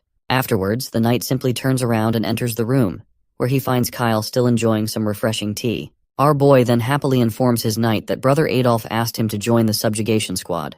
He further explains that his role will involve working with Baron Jerome, a close aide to Adolf's 5th Legion. This mission will likely serve as a test of loyalty to the brothers, and presents an opportunity to earn merit and gain recognition for the family. Leonhardt is surprised by the news and quickly says that if Kyle is joining the subjugation squad, he wants to go as well. However, our boy turns him down, explaining that having a knight there would put brother Adolf on guard, and he wants to earn his big brother's trust on his own, and can't have someone from their father's side with him. Leonhardt points out that the mission is dangerous, but Kyle explains that Brother Adolf won't easily trust him. He'll want to see how useful Kyle is in real combat and might even deliberately expose him to danger. My guy then flicks his fingers, and fire begins burning in the palm of his hands. He reassures his knight that he's learned a few tricks to protect himself, so he's not too worried. He adds that he won't reveal all his abilities during the mission, and then asks Leonhardt if he's ever heard of ogre perfumes. Before we can get more details on that, the scene transitions to the green countryside, where soldiers have set up camp in the woods. Apparently, we are in the south of Traston territory, known for its monster-infested forest. The Celteron family regularly sends subjugation squads to clear the monsters there, and as expected, Kyle is part of this team. In the camp, a thin, mustached man introduces himself as Baron Jerome, the partner of our boy, and they will be working side by side for this subjugation mission. Our boy smiles back at the man and mentions that it's his first time in real combat, so he is looking forward to working together with someone experienced as Baron.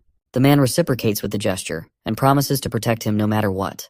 However, while Baron appears supportive on the surface, our boy senses something off. The man has a negative affinity score of 40, which isn't a great sign. It's unclear what our boy might have done to upset him in the past, but he decides to stay cautious. Baron then decided to head out to prepare for the upcoming tasks. As our boy walks away, Baron reflects that Kyle is just a circle mage, new and inexperienced.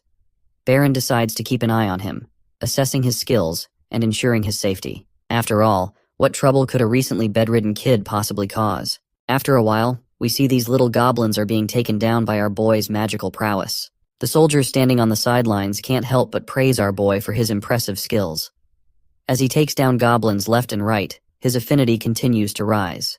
With a snap of his fingers, the other horde of goblins is set ablaze. The knights around him clap and cheer for his performance, and Kyle could not help but bask in the glory. Baron showers him with praise, declaring him incredible, and points out that this subjugation battle has been the easiest they've ever experienced. Right at that moment, Baron's affinity jumps from -40 to +50 almost instantly. This unexpected development fascinates Kyle, because he's never seen anyone so easy to handle. The soldiers, on the other hand, keep their happy dance going, and Baron is confident that Brother Adolf will be pleased to hear about Kyle's performance. This puts a smile on our boy's face since his first plan has already been secured, and it's now time to move on to part 2. As the night falls, everyone gathers back at the camp for a booze-filled celebration of their easy, stress-free victory. Kyle downplays his role, saying there's nothing to congratulate him for, but Baron insists on acknowledging his incredible magical skills. The other soldiers agree, admitting they initially misunderstood their young lord. They point out how he's still so young and had been living in the mansion, leading them to believe he would struggle with both combat and camping. Their expectations are completely upended when not only does Kyle bravely participate in the battle, but he also doesn't complain about the rough camping conditions. In fact, he proves to be quite mature for his age. When asked about it, our boy explains that since his brother Adolf must have dealt with these challenges during monster subjugations, he felt he should also act brave and mature, just like his big bro Adolf. Everyone is deeply moved by his words, and some even tear up at the thought of Kyle's admiration for brother Adolf. It seems our boy's strategy worked perfectly. The soldiers quickly agree to report back to brother Adolf about the insane performance, and they are quite eager to inform Adolf about how much his young brother likes him. The favorability also rises up to 60 as everyone feels a warm appreciation for him. As midnight approaches and all the soldiers are deep in sleep, Kyle decides to take a quick look around before heading to bed. The patrolling guard requests him not to go too far, and with that, our boy promptly leaves. Kyle is actually pleased that these bunch of stupid heads don't suspect him of anything just because they see him as a kid. He also reflects on how most of the knights have fallen asleep after celebrating their victory all night. There are a few guards still on duty, but they don't seem to be much of a threat. At that moment, he pulls out a bottle of perfume. It turns out to be ogre perfume, which can summon ogres within a 10-kilometer radius. He used to farm experience with these in the game, so he's familiar with its effects. The scene transitions back a bit to when Kyle first mentioned ogre perfume in front of Leonhardt. The knight quickly confirms that he's never heard of it before. In response, Kyle says that if no one knows about this, then he must be the first creator of it, which also confirms the fact that the recipe for ogre perfume isn't known in this world yet. He explains that it's a perfume that summons ogres within its radius, with the quality determining how large the radius is. Leonhardt reminds him that the goal of the subjugation squad is to tackle a goblin den, and ogres are high-level monsters, so the squad will struggle against them. Kyle confirms that this is exactly what he's aiming for. He points out that there are 12 high-level expert knights in the subjugation squad, so while goblins would be manageable, ogres are a different story. Furthermore, the rest of the soldiers in the 5th Legion are just a bunch of rabble, despite being called a night squad. Their loyalty to Adolf is unquestionable, but their individual skills are lacking. Apparently, this legion is made up entirely of street criminals whom Adolf brainwashed with dark powers. The powerful brainwashing turned them into fanatics, allowing Adolf to not only expand his influence, but also to demonstrate his control over even the most hopeless individuals. They are now loyally controlled, and if Adolf were to give a command during the succession ceremony, a tragedy would likely unfold, with his knights willing to go to any extreme for him. Even street thugs are part of this estate, and the brainwashed high-level knights are particularly troublesome. To mitigate the risk of such loyalty turning against him, our boy plans to reduce the 5th Legion's strength as much as possible before the succession ceremony. Starting with the 12 high-level expert knights, he intends for them to die heroically fighting the ogres. Kyle's role is to survive this deadly battle and return with the achievement of subjugating the ogres, thereby securing his position and demonstrating his own value. As the aroma from the ogre perfume spreads across the countryside, the ogres are drawn to it, and soon after, the camp is under attack. The soldiers are thrown into confusion, unsure of what's happening. One of the high-ranked knights tries to reassure his comrades, telling them not to falter because it's just a mere ogre. However, their confidence is shattered when the same knight is crushed like a tomato under the giant hand of an ogre. The soldiers tremble and recoil in fear, realizing that if a high-level knight can be defeated so easily, they stand no chance against these monsters. That's when Kyle jumps into the scene, urging everyone to pull themselves together. He scolds them for cowering, reminding them that prestigious Celtarian knights don't behave that way. He further stresses that if they retreat, the ogres will invade their territory, so they must stop the ogres here, no matter the cost. At that moment, Baron Jerome arrives on horseback, relieved to see that our boy is alive and safe. He tells Kyle to make his escape while he takes care of the monster, emphasizing that his safety is the top priority for him. But our boy firmly declares that he won't run. He makes it clear that he will stay and fight with everyone until the end, because he can't face Brother Adolf if he abandons his followers and runs away alone. He asks the thin mustache if there's anything wrong with his decision. Baron is quite touched by the bravery our boy is showing, and looks back at him with admiration. That's when Kyle casts a spell, giving Baron an extra boost. As the spell takes effect, Baron feels lighter and more invigorated. Kyle explains that since he is still a first circle mage, he will support and control from the back. He tells Baron to take the lead and fight bravely. The man quickly agrees to his young lord's command. With a confident grip on his sword, he dismounts from his horse and reflects on Kyle's bravery and unwavering stance in battle. He acknowledges that our boy is indeed an irreplaceable asset to Brother Adolf, and he decides to report to him that his little brother is quite loyal to him. With a determined stance, Baron unleashes a terrifying amount of power, causing the ground to shatter under the force. He challenges the ogre to come at him and charges towards the giant creature. The soldiers watch in awe as their senior marches forward without a shred of hesitation. Inspired by Baron's fearless stance, they realize they can't afford to look pathetic. Motivated by their senior, they resolve to follow him at all costs and fight with everything they've got. Kyle gives a final push, encouraging the soldiers to march forward and face the danger with all their might. The knights, motivated by his words, march toward their deaths without a shred of hesitation. Meanwhile, Kyle grins to see his plan unfolding just as he had planned. Although the soldiers are strong, his perfume has summoned extra powerful ogres, 2 or 3 times more formidable than usual. He continues to rally the 5th Legion, while inwardly, he could not help but to feel happy that this will be their final stand. The soldiers are caught off guard and are mercilessly slaughtered by the enormous 2-headed giant ogres. Despite all of this gruesome mess, Thin Mustache charges at one of the ogres with his sword drawn, his eyes blazing with vengeance. He shouts for the monster to die and swings his sword with all his might. As he continues to battle the ogre, one of the knights looks around and realizes that most of their high-ranking knights have already been killed, with only a few remaining.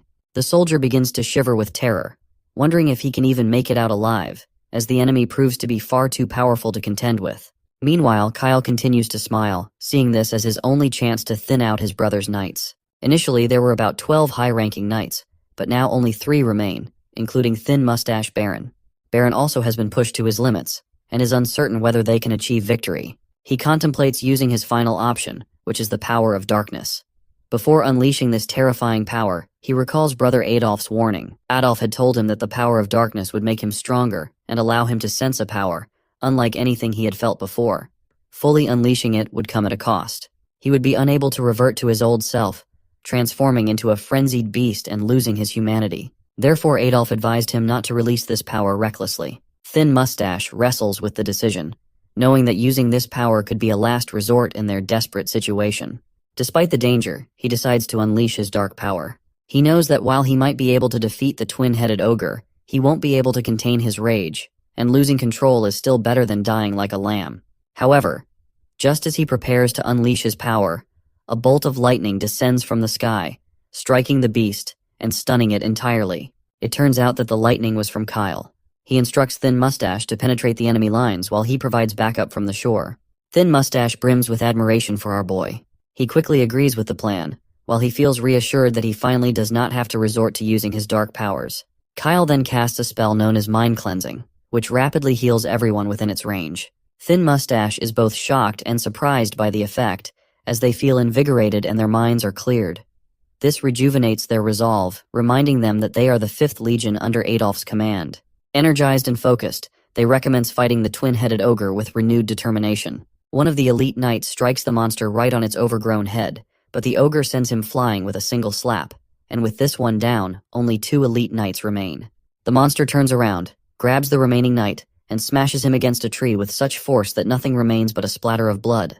This leaves just 1 elite knight alive, Baron Jerome. Kyle just smiles after seeing his plan come to fruition. You see, his primary goal was to eliminate the 12 elite knights empowered by Adolf's dark magic, and with 11 dead, only Baron Jerome remains. Thin Mustache trembles in fear as he sees the remains of his comrades scattered around. Despite his fear, he remains resolute and tells Kyle to cast that spell once more, promising that he will soon end the life of the mutated ogre.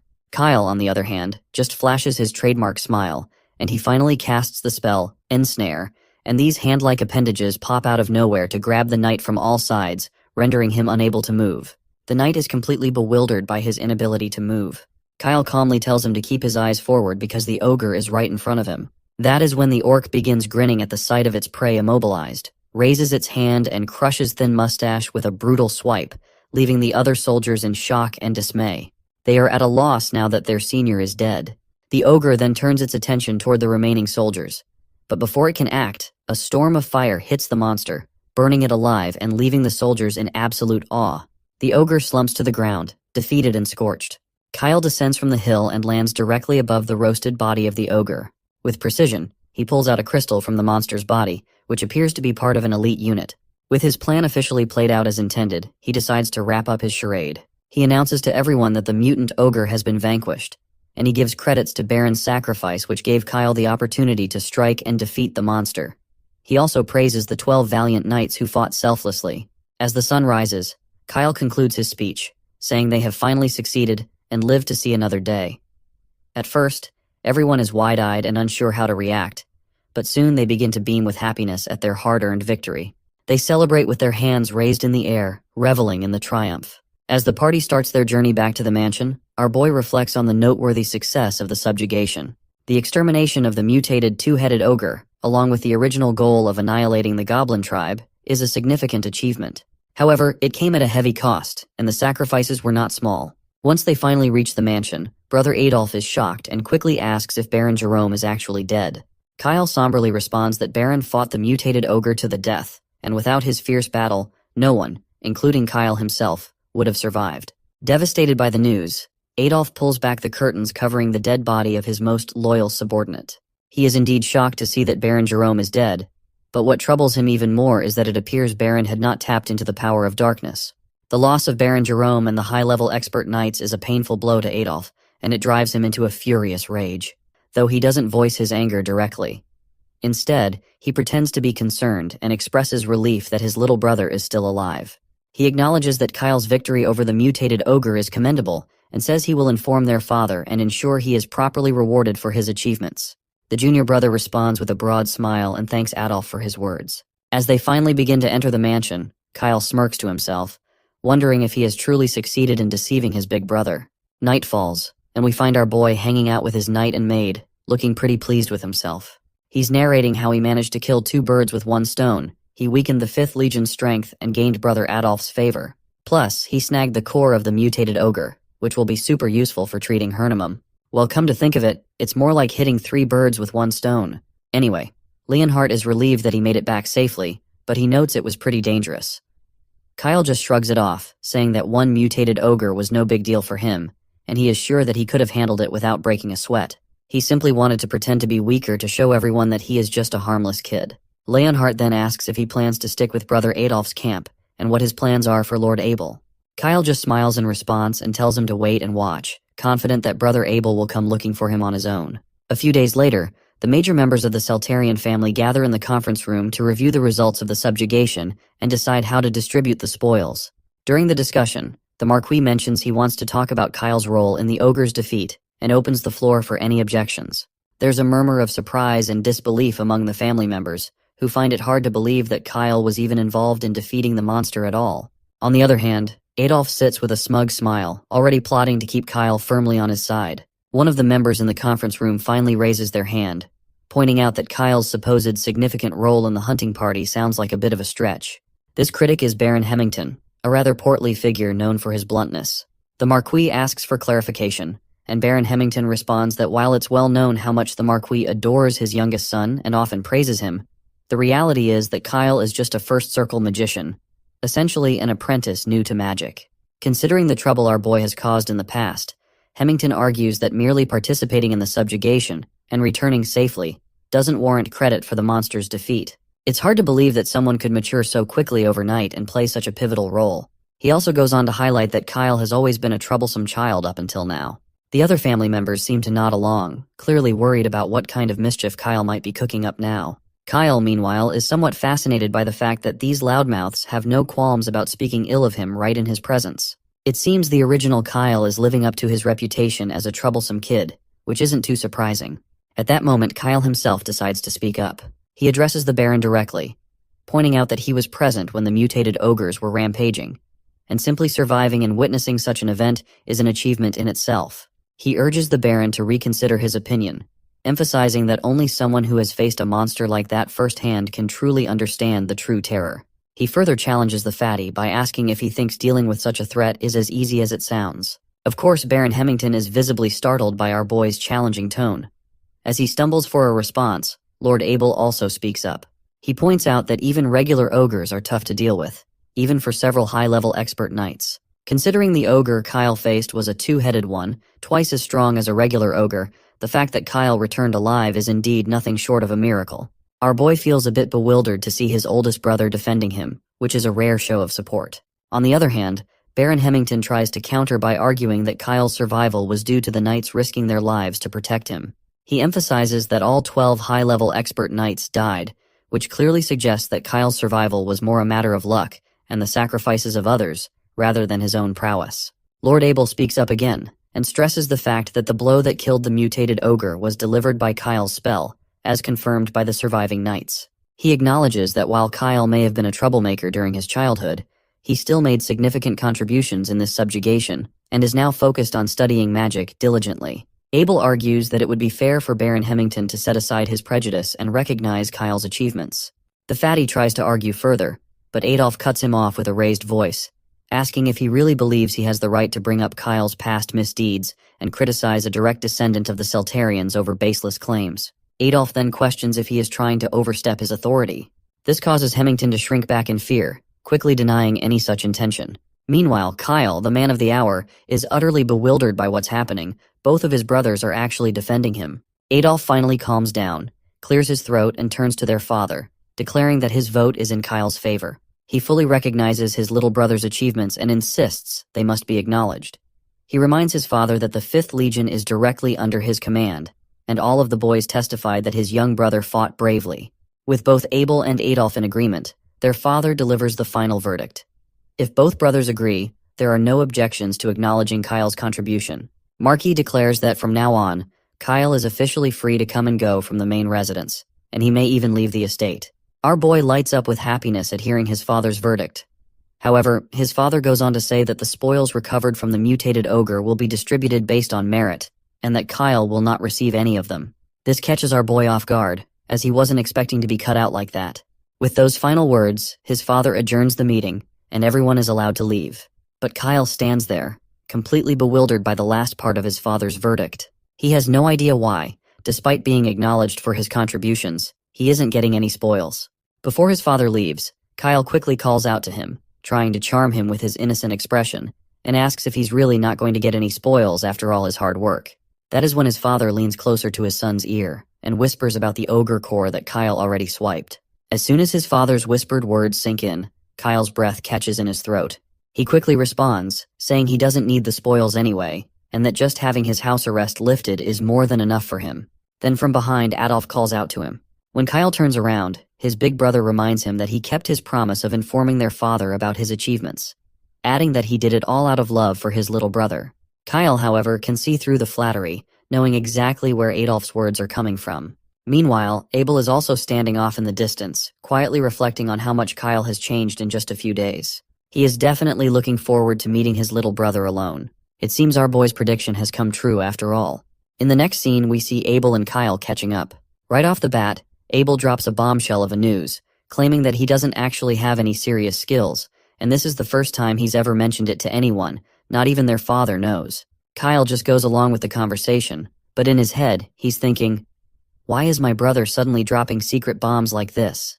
Kyle had been ready to talk with Abel, but he didn't expect the conversation to take such an unexpected turn. Before we dive further, let's rewind a bit. Right after the meeting ended, Abel approached our boy and personally gave props for the hard work he put into this subjugation. He points out that Kyle has now successfully proven himself in real combat, so he confidently gives a title of a proper mage to our boy. Kyle, however, downplays it, modestly saying he's still far from that title. After all, he's only a first circle mage, and he chalks his success up to sheer luck. Once Abel takes control of the conversation, he promptly invites his little brother to dinner, saying he'd love to hear more about his exploits during the subjugation. At the time, our boy agreed with a smile. But now, sitting across from his brother, he knows the real reason for the invitation, which is that his big bro is trying to recruit him to his side. But what our boy can't figure out is why his big bro is suddenly dropping such a personal secret. There doesn't seem to be any ill intent, but he's still struggling to understand what Abel is truly trying to achieve by revealing something so private. Whatever the case, our boy's mind is also on the bigger picture. If he wants to safely navigate the Marquis of Keltarion rebellion event, Abel's strength needs to grow as Adolf's influence crumbles. Only with solid support from the Marquisate of Keltarion will Kyle have a chance to survive this fantasy chess game. So he knows he has to be very careful with his words here. With that in mind, he turns to his big brother and asks why he is revealing such a significant secret that not even their father knows about.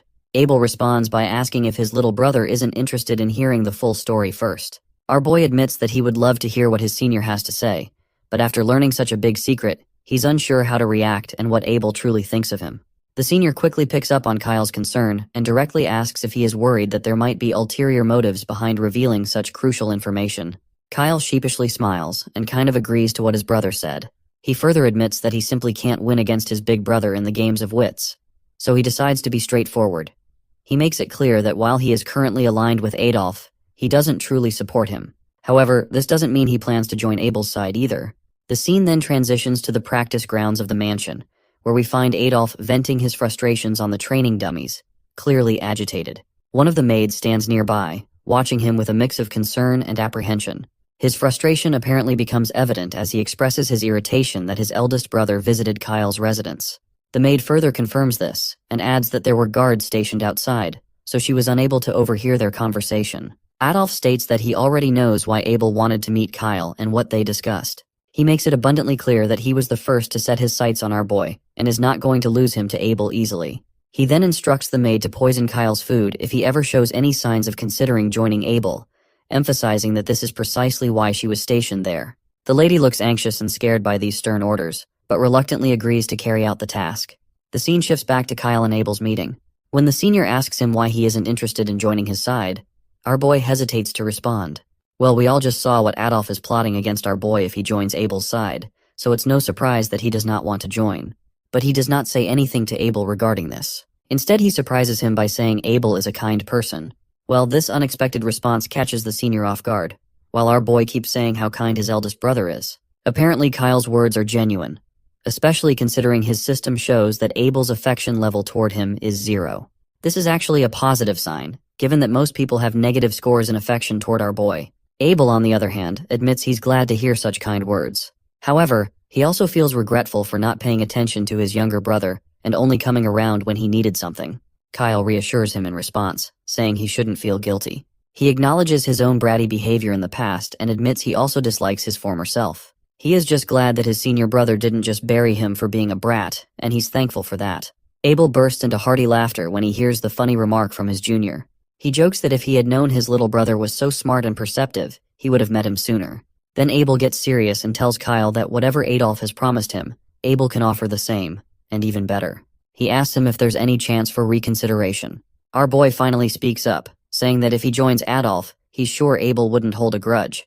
But if he joins Abel instead, Adolf would be ruthless, and might even kill him. He further explains that Adolf is genuinely merciless, and would go to any lengths to eliminate him if he becomes a hindrance. He adds that he just barely got through a trial, and, as a first circle mage, isn't strong enough to defend himself. If Adolf decides to target him, our boy doubts he'd stand a chance. Abel remains quiet upon hearing this extreme evaluation. He notes that our boy is the only family member who has ever expressed such a strong opinion about Adolf. When Kyle asks if he agrees with this assessment, Abel simply nods in confirmation. Before diving deeper into the conversation, Abel finally reveals that his seemingly insignificant skill is actually a keen intuition. He explains that since childhood, he's always had a nagging feeling when something bad was about to happen. This intuition has helped him avoid dangerous situations. However, as they approach the succession ceremony, these ominous feelings have intensified, especially concerning Adolf, who is giving off some seriously dangerous vibes. Abel admits, though, that he doesn't have concrete proof to confirm any ill intentions from Adolf, so he can't be entirely sure. This revelation kind of fascinates our boy. He starts wondering if Abel is actually aware of what's happening around him. What's surprising is that this level of insight should be just a low-level foresight, but Abel also seems to sense dark energy, and he never had that ability in the game. It makes him question what's going on. Could it be that since he entered this game world just as Kyle developed new abilities, other NPCs might have also changed? He remembers how Arshiel, who was supposed to be a minor character, has developed an innate talent for spirit magic. Anyway, Abel speaks up again, saying that even though Adolf is his younger brother and second in line for the Marquisate, their father doesn't think he'll cross any dangerous lines, even if he gets a bit extreme. Abel's just trying to stay cautious because of this ominous feeling he has about Adolf. He admits that this much isn't enough to convince others, which is why he's kept it a secret. Our boy points out that if brother Adolf becomes the successor of the Marquis of Seltarian, the whole place will fall into chaos, and none of them will be safe. Abel seems to get the logic behind this, so he asks Kyle if he really has a plan.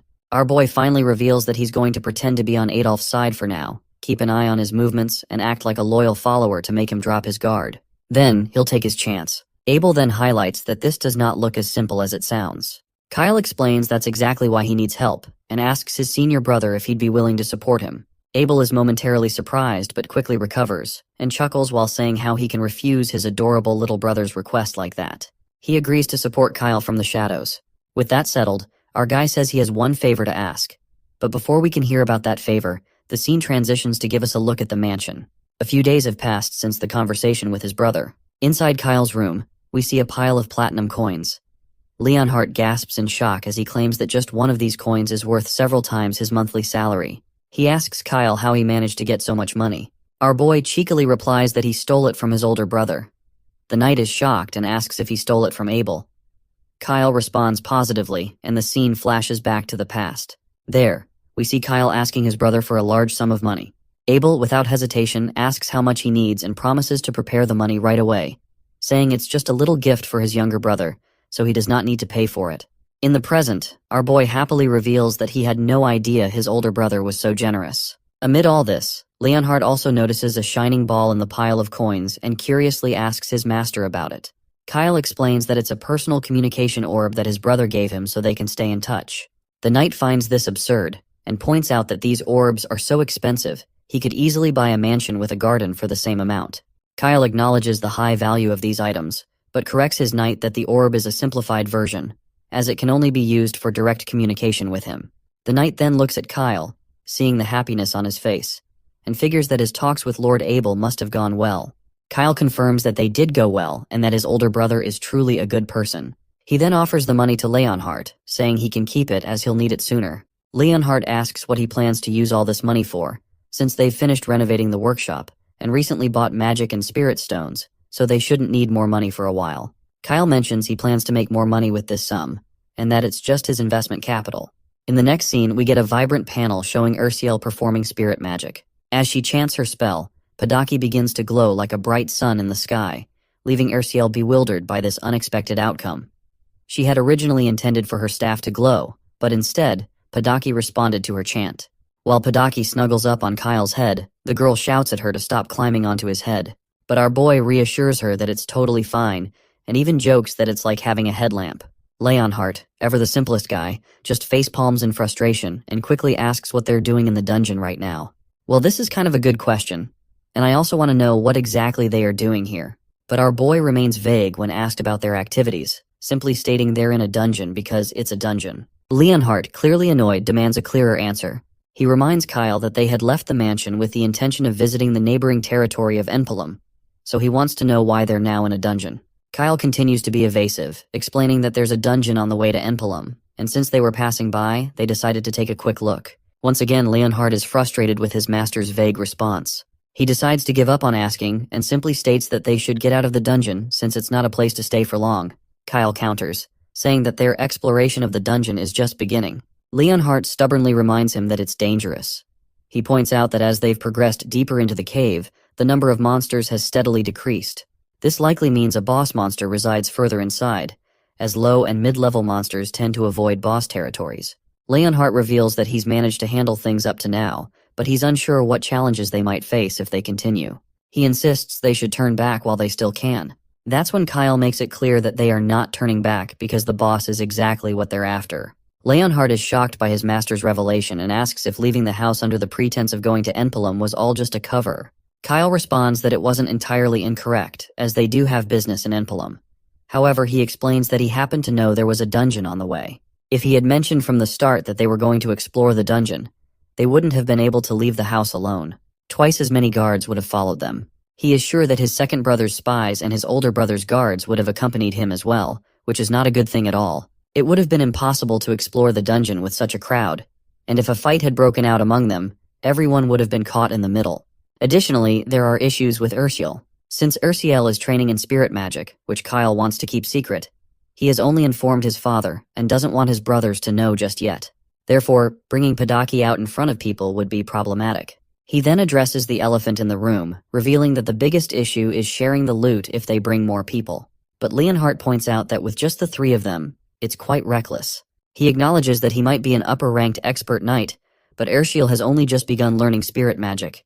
While the knight keeps his protest, Kyle finally speaks up with a fiery tone that leaves the knight stunned and silent.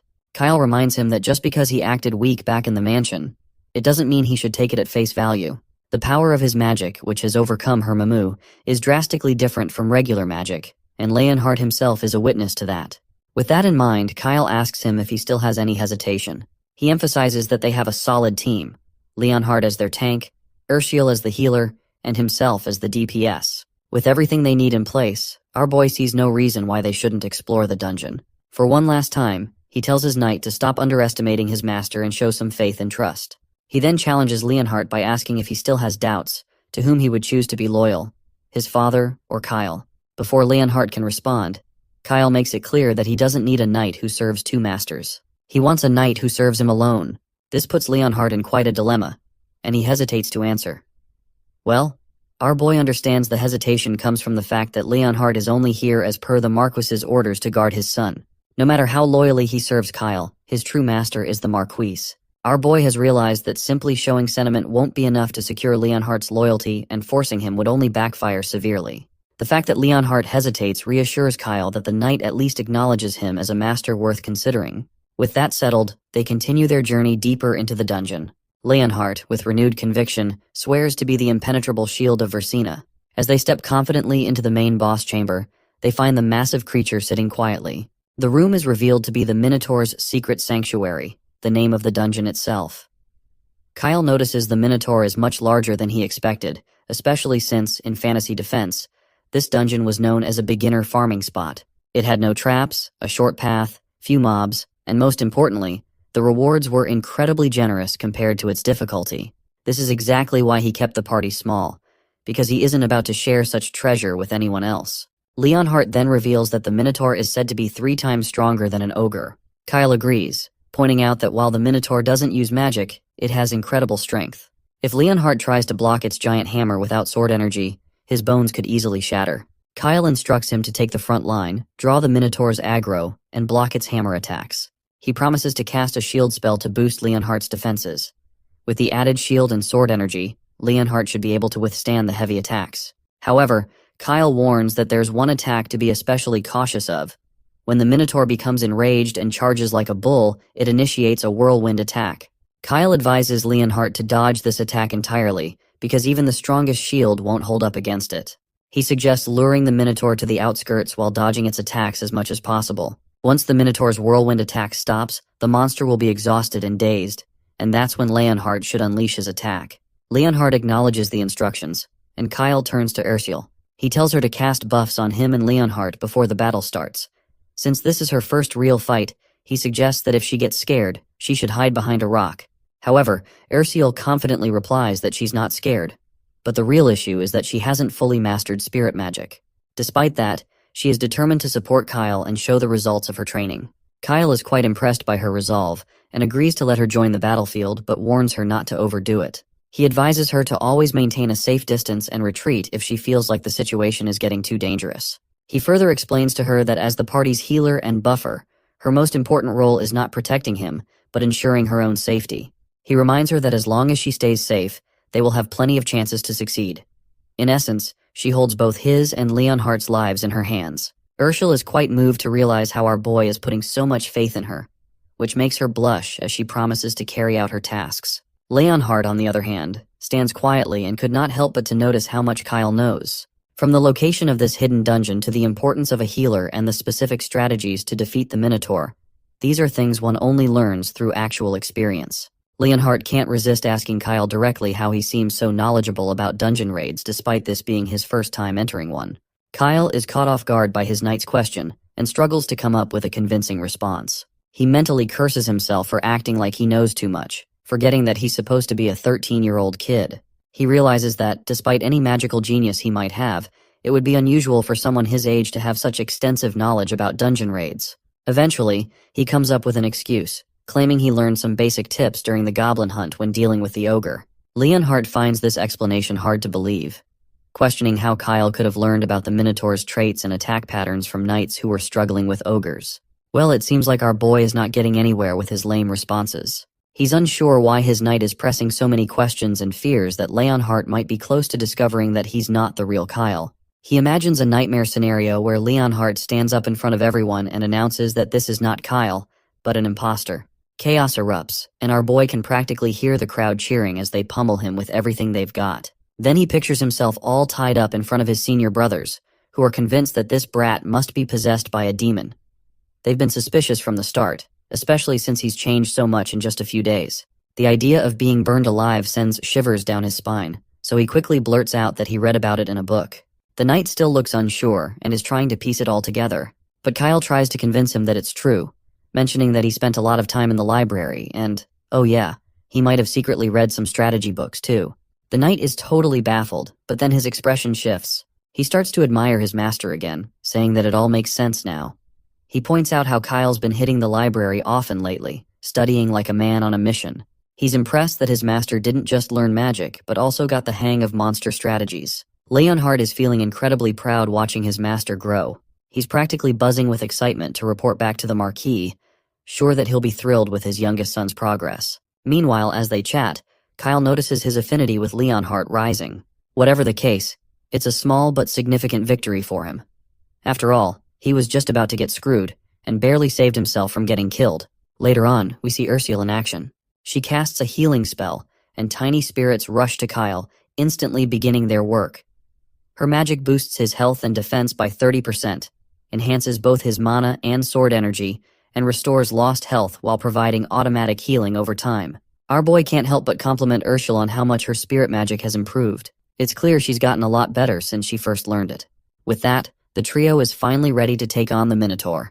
While the monster is still sleeping, Leonhardt charges in, but the Minotaur wakes up and swings its massive weapon just as Leonhardt is about to strike. After a brief clash, the knight steps back to a safe distance and notices how much more solid and lighter his body feels, thanks to Kyle's shield and Ursula's buffs. The Minotaur, now fully awake and furious, lets out a massive roar. It demands to know who these intruders are and why they dared to disturb its slumber. With a menacing growl, it threatens to smash everyone into pieces if they're here to steal its treasures. But the Minotaur's loud mouth is quickly shut up by Kyle's crystal attack. But it only tickles the beast, which just makes it even more annoyed. Kyle just stands there with a smug grin, letting the Minotaur know that the real party has just begun. He then unleashes his ice lance, but the Minotaur blocks the attack with its massive weapon and growls in irritation. Leonhardt sees his chance and lands a solid slash near the Minotaur's throat, making blood pour out like a leaky shower. Kyle is totally pumped to see his knight in action and could not help but admire how badass his knight looks. Our boy then cheekily tells the Minotaur that Leonhardt is far more capable than he realizes. The Minotaur grows even more annoyed to hear this, and lifts its giant weapon to crush Leonhardt, but Kyle uses Stone Shield just in time to block the attack. The poor knight, on the other hand, trembles under the Minotaur's massive weapon, thinking he was just a hair's breadth away from having his bones crushed. He's thankful Kyle used the shield spell at the perfect moment. Otherwise, his arms would have been shattered beyond repair. What really blows his mind is Kyle's ability to predict every move and cast spells at just the right moment, seamlessly leading the battle. Kyle's battlefield instincts and spellcasting are top-notch, and he's everything under control. Our boy then casts another spell that strangles the Minotaur, making it unable to move. He follows this up with a barrage of light bullets that hit the monster's overgrown body. The Minotaur roars in agony from the sizzling hot shots, while Kyle stands there like a total gigachad. Both Urshiel and Leonhardt are left utterly bewildered by his incredible display of skill. Even the Minotaur can't help but give a nod to Kyle's mad skills. He's seriously impressed that a mere human has pushed him this far. But don't get it twisted. He's still got a grudge against humans and views them as nothing more than ants. He decides it's time to show who's boss and starts preparing his ultimate attack, the whirlwind. The air around him starts to churn as he swings his axe with fury. Kyle quickly warns his party members that shit is about to get real. He tells Leonhardt to keep the Minotaur's attention and lead it to the outskirts of the battlefield. Leonhardt, ever the diligent knight, takes off like a shot, while Kyle makes sure to boost his knight's defenses, readying him for the storm that's about to hit. As Leonhardt gets closer to the Minotaur, he throws his sword at the beast from a safe distance. The Minotaur roars in anger, his rage reaching new heights as he charges after Leonhardt, who runs toward the outskirts, exactly as they planned. It's a high-stakes game of cat and mouse, with Kyle and his team playing their parts to perfection. Our boy starts a countdown from 30, and as he does, we flash back to his earlier advice to Leonhardt, which is to avoid the Minotaur's whirlwind attack and not face it head-on. After such a massive ability, the Minotaur would be exhausted and need a moment to catch its breath, and that's when they can strike back. Back in the present, there are only 5 seconds left before the Minotaur exhausts itself. Those 5 seconds feel like an eternity, as the monster almost brings its giant weapon crashing down on Leonhardt. Just as the final second ticks away, Leonhardt narrowly dodges the attack, escaping by a hair's breadth. He's absolutely terrified, amazed at how close he came to being hit by that massive weapon. Though he is also glad that his close call paid off, he's left wondering if it was all just a coincidence, or if Kyle had timed it perfectly from the start. Our boy then quickly uses another spell, summoning ice crystals that show the full extent of his magic's power. After throwing the crystals at the Minotaur, the beast is finally defeated, leaving behind only its giant weapon. After the battle is officially over, Urshiel is hard at work patching up Leonhardt's hand, and once he's healed, he thanks her for her support. Meanwhile, Kyle is over the moon about the treasure left behind, thrilled to claim it all for himself. The treasure pile is packed with valuable loot, starting with a staff that radiates an aggressive aura. This staff not only allows for slightly faster magic use, but can also store up to 3 spells. Stored spells can be used without consuming mana and have a maximum spell circle of the second. Kyle explains that in fantasy defense, acquiring this staff from the Minotaur dungeon is an essential strategy for mages, offering powerful benefits until one becomes a high-circle mage. He's thrilled that this staff means he won't have to worry about his weaponry for a while. Leonhardt, meanwhile, eyes a sword he found among the treasure. At first glance, he can tell that it's clearly a high-quality blade with magical properties. No wonder the Minotaur was so protective of it. As he looks at the treasure, his mind flashes back to the proposition our boy threw toward him, which was about pledging loyalty, whether to the Marquise or to Kyle himself. Leonhardt is feeling guilty that he is being rewarded with such generosity from his young master, even though he can't even get himself to pledge loyalty to him. Urshiel is also feeling a pang of guilt for always receiving things from Kyle. She admits she wants to be of help to him, even if just a little, but she's unsure how she could ever repay him if she accepts such valuable loot. Kyle reassures her not to feel that way, emphasizing how much both she and Leonhardt have contributed to today's battle. But still, Leonhardt agrees with Urshiel, saying that the sword is too precious for him to use. Kyle sighs at their absurdity and tells them that the equipment isn't just a simple reward. He expects them to get stronger with this high-grade gear. He stresses that they need to enhance their combat power urgently, as they're short on time. This equipment is meant to help them significantly boost their abilities for the challenges ahead. He also acknowledges the rules about reporting and distributing high-grade dungeon rewards through proper channels, but he admits he doesn't intend to follow them this time. He wants to keep their newfound strength and the treasures secret from the rest of the family. He tells Ursula and Leonhardt that they're the only ones he can truly trust right now. He urges them to take the artifacts, improve their abilities, and be of help to him. In the face of looming darkness in the Seltarian family, he emphasizes that becoming stronger is crucial for their survival. After this serious conversation, Kyle decides it's time to start their journey to Nephilim. His both friends acknowledge his words with a positive attitude, ready to embark on their journey and face the challenges ahead. A few days later, at the Nephilim mansion in the Breadbasket region, chaos erupts when Count Frantel Neuron, the Lord of Nephilim, discovers that the Seltarian Marquise family has arrived unannounced. In a state of shock, Frantel is shouting and rushing down the stairs, frantic to find out whether it's the first or second son who has shown up. His assistant, a bespectacled man, explains that he's not sure, but they carry the Seltarian crest, which only direct descendants of the family can possess. Frantel is totally freaking out, wondering if the Seltarians are considering dragging his domain into their family succession drama. His assistant is also worrying about the same thing, and further points out that it's an unwritten rule to avoid involving other families in succession disputes. But it seems they're caught up in it now.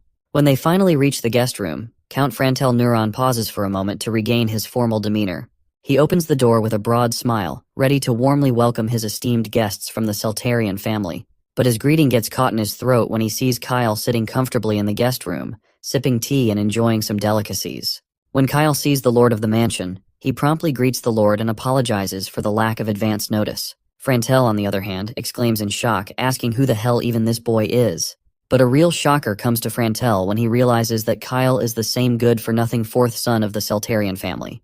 He is so shocked that he even blurts this line out loud, but he quickly tries to cover his reaction with his hand, as Leonhardt, right beside Kyle, shoots him a glare that clearly says he's not impressed with the Lord's lack of decorum in front of his master. Our boy tries to diffuse the tension by saying it's all good and tells the Lord to chill out. He admits he was a troublemaker until recently, but says he's had a change of heart ever since he recovered himself from Hermimum. He's been reflecting on his past and wants to do better. Frantel is surprised by this news and asks if he really has overcome his illness. Our boy confirms, saying he's now forming a group to practice magic and hopes it will benefit the family. Frantel is struggling to process this because he remembers the youngest as a hopeless troublemaker, and he was the kind of kid even the Seltarian family had given up on. But seeing him now, he realizes he's different from the rumors. His eyes show no sign of confusion. He is also polite, and his posture is impeccable. Not to mention, our boy even has the admirable intention of helping the family, which leads Frantel to believe that the bad rumors he had heard about him must have been false. He beams with happiness as he realizes that Kyle is actually a good guy, contrary to what the rumors say. He then points out how proud our boy's father must be with his youngest son. And the reason for his father's happiness is that in generations of swordsmen, our boy is the only one who's managed to produce magic, making the future of the Seltarian Marquise family look incredibly bright.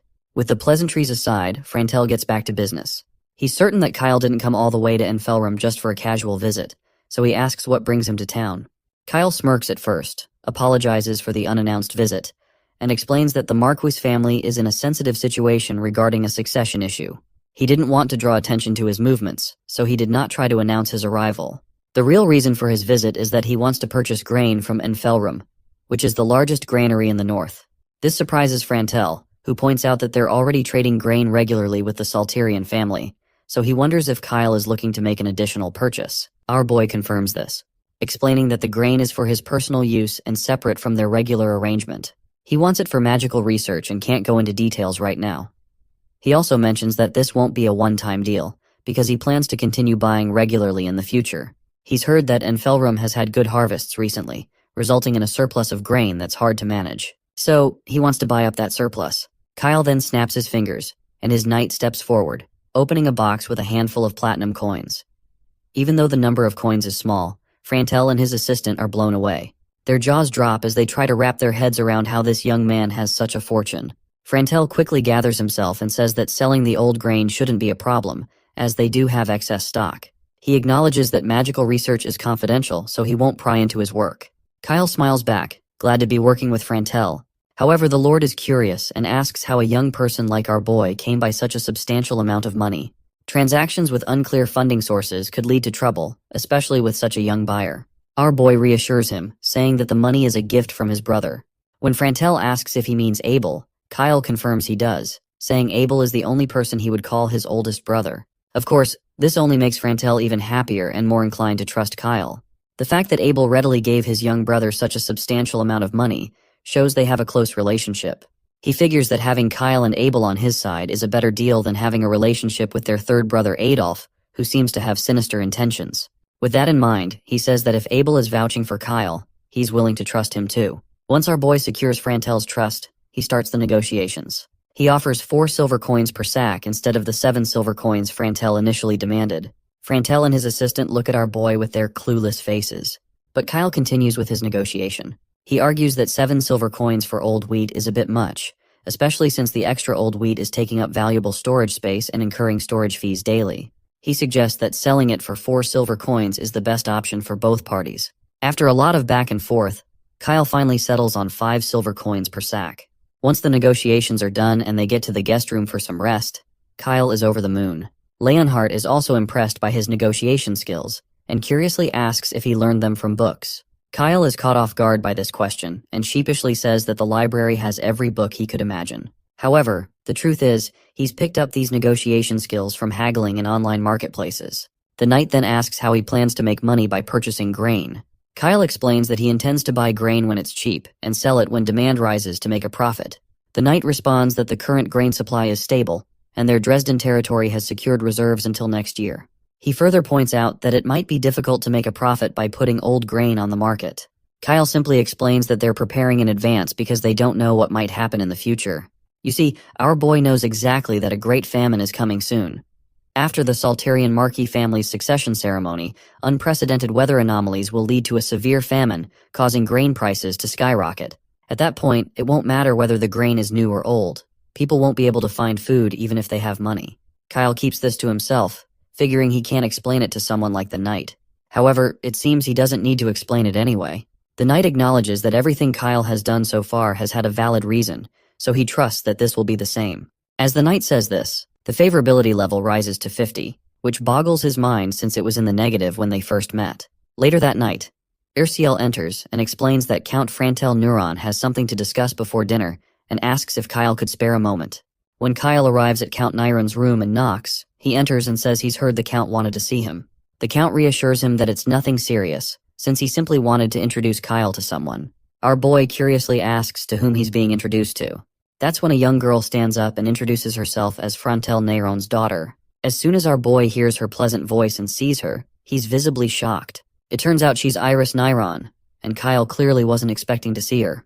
To understand why our boy is so shocked to see her, let's break it down.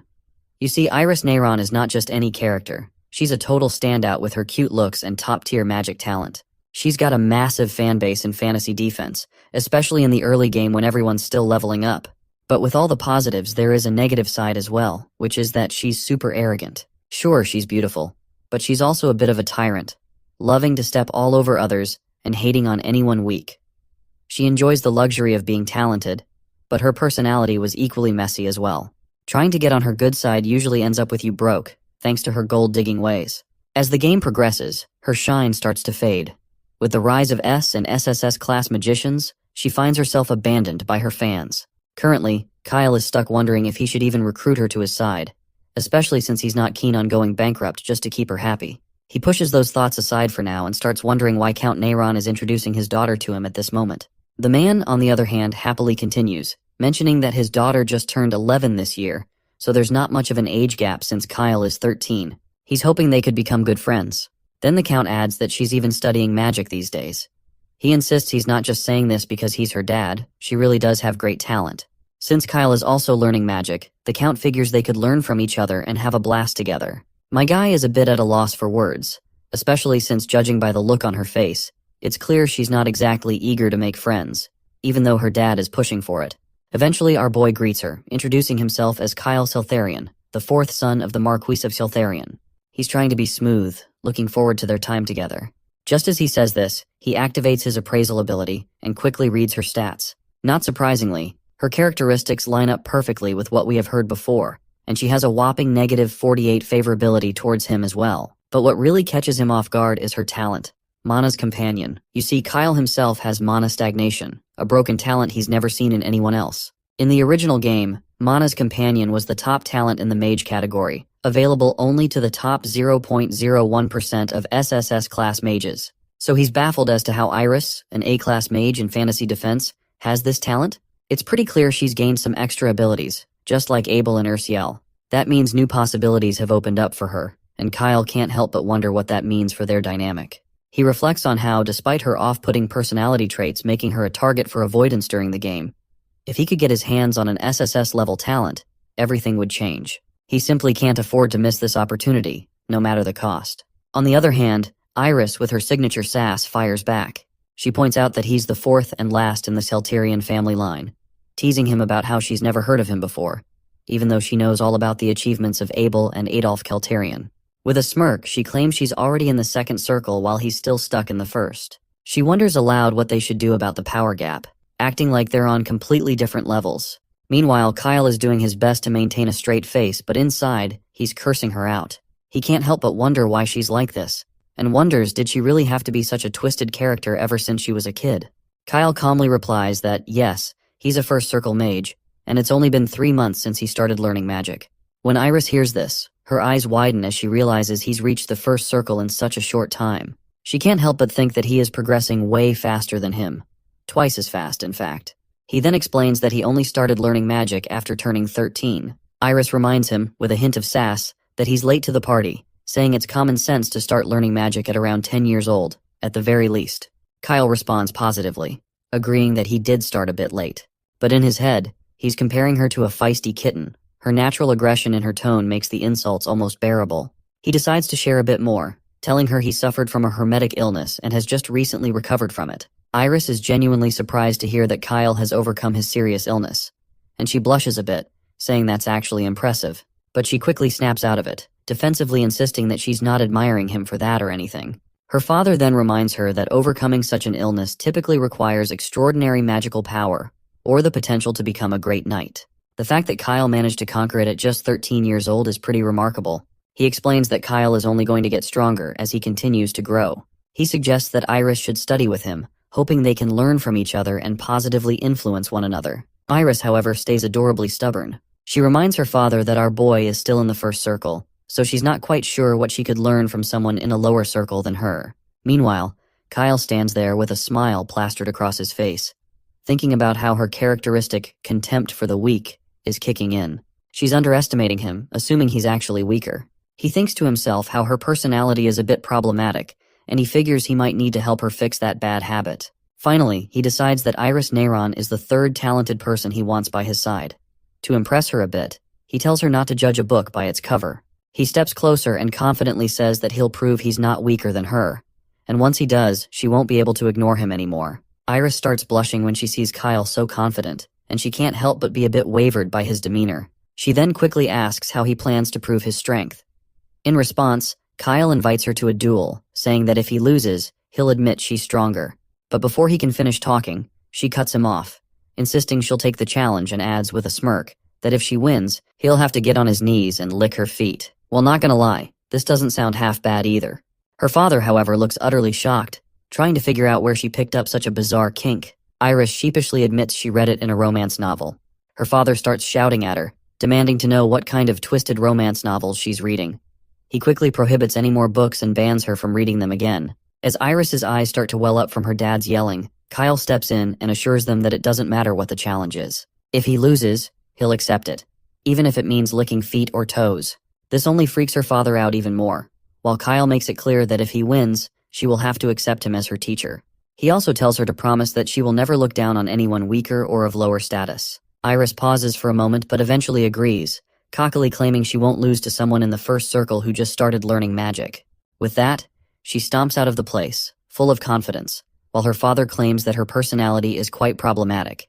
He explains that it's because she was raised by a family that's always been proud of her since she was little. He worries that if she continues growing up this way, she'll become increasingly hated by the world, making it harder for her to get along with others. Right now, she doesn't have any friends her age, and it's true that her reputation in social circles isn't great. Our boy is amazed to see that despite being a doting father, he's fully aware that his daughter is a problematic child. It makes him respect the Count a little more, realizing he's not just overlooking her flaws. The Count then highlights how Kyle had a stormy childhood himself, wondering if that's why he can understand Iris's mindset and actions. He believes it would be beneficial for her to experience defeat once in a while, so he gives our boy full permission to not hold back and teach her the harsh lessons she deserves. When Kyle hears this, he can't help but smile. Now he has the parents' permission to teach her a lesson, and he's looking forward to it. Meanwhile, Iris is still stomping down the halls, muttering to herself about how he can't teach her anything when he's only at the first circle. She's feeling pretty annoyed. But then her mind flashes back to that recent heart-pounding moment they shared, and she can't deny he's actually a handsome guy. Still, her arrogance kicks in, and she stubbornly tells herself he's just a first circle mage, determined to make him lick her feet no matter what. Oddly enough, despite her attitude, her favorability towards Kyle starts to rise. I guess that's just how tsundere characters work. A while later, our boy returns to his room, and Leonhardt points out that Count Neyron's introduction of his daughter likely has another intention behind it. His master asks him what he means by that, and the knight reminds him that even though she's only 11, it's an age suitable for discussing marriage proposals. Plus, the age difference with our boy isn't that big. This sends a chill running down Kyle's spine, and he yells at Leonhardt for even thinking about him getting married to an 11-year-old. Leonhardt calmly reminds him that nobles usually marry earlier than commoners, so it's not uncommon to get engaged in their early teens. My guy feels like he's about to puke as he finally realizes why Count Neyron was so eager to introduce his daughter to him. Leonhardt even tells him not to go too hard in tomorrow's duel, suggesting that they never know what might happen between the two of them in the future. He adds that while Iris may be a bit arrogant, she's still just a young lady. Kyle, with a devilish grin, declares that if Iris's father is trying to set him up for marriage, then he needs to crush her even more thoroughly. He makes it abundantly clear that with the kind of attitude she has, there's no way he's going to marry her. Absolutely not. He refuses. Period. Instead, he decides he'll use all his strength to fix her twisted personality. Suddenly, Erciel perks up at the mention of marriage and proposals. Judging by the look on her face, it's obvious she doesn't want to see Kyle marrying Iris. The next day finally arrives, and the rules for the duel are laid out. It's a one-round match, using magic to subdue the opponent without causing any serious harm. Leonhardt adds that if things get dangerous, he won't hesitate to intervene. He then asks both of them if they agree to the rules. Kyle then gets sassy and pointedly reminds Iris that since his knight will be the referee, does she have any objections? The girl keeps her usual nonchalant attitude, simply replies that she has no problem at all. Iris explains that Sir Leonhardt is a famous high-level expert knight and well-known in the Enfilum, so she knows he won't give a biased judgment. With that, Leonhardt finally decides to begin the duel. Iris strikes her pose and quickly unleashes a fiery attack toward him. Kyle just smiles in response, impressed by how fast her incantations are. It's hard to believe she's just 11 with such skills. But he knows she's still far behind him, and he quickly counters with his own wind magic. Their powers collide, and the wind effortlessly blocks the fire arrow. Iris grits her teeth in frustration but quickly swings her magic staff again, thinking to herself that she hasn't even begun to show her full strength and won't lose to a first circle mage like this. She throws another fire arrow, this one even more intense. But Kyle saves himself with just a flick of his wand. He can't help but appreciate her fiery personality. She clearly doesn't know when to give up. Her magical power is quite impressive for her age, but he's determined to teach her a lesson. Kyle raises his hand and throws a lightning attack known as Magic Missile, a spell that combines both lightning and his wind powers. Count Neyron watches in shock, realizing that his potential son-in-law can perform double casting, which is a refined technique that's almost unheard of for a first circle magician. Iris sees the lightning attack heading straight for her and quickly raises her shield to block it. But her shield is dispersed almost instantly, and before she knows it, Kyle is standing right in front of her, wand in hand. Leonhardt declares our boy the victor, and as my guy walks away with a satisfied smile on his face, he can't help but feel a sense of triumph. But this arrogant girl, on the other hand, is struggling to accept that she just lost to a first circle magician. To save her face, she claims that it was just pure luck that he won because she was just in a bad condition for a moment. So she stubbornly demands a rematch to prove her point. Kyle quickly agrees to the rematch, but he makes it clear that the results won't be any different, no matter what. After a while, they face off again, and this time Iris loses once more, falling to her knees in exhaustion. It's now the 5th round she's lost, and honestly, it feels pretty brutal for someone as arrogant as her. He gently informs her that no matter how many times she tries, the results stay the same. He tells her to just end it here since she's probably out of magical power by now. As reality sinks in her mind, Iris starts to feel the heat of her defeat and begins to cry like a child. Count Neyron gets anxious and worried for her. It's not surprising, really. Despite her arrogance, she's still just a child after all. Even Kyle starts to feel a pang of guilt, thinking about how he's made a girl cry. He didn't want it to come to this, but he knows it's a necessary lesson for her. That night at Count Neyron's mansion, Kyle finds himself staring at the fancy clothes the Count provided for the banquet. Looks like he's not really feeling the whole dressing up vibe. Leonhardt, his knight, chimes in, reminding him that even though it's a small family gathering, it's still a formal occasion, and it's best to dress appropriately.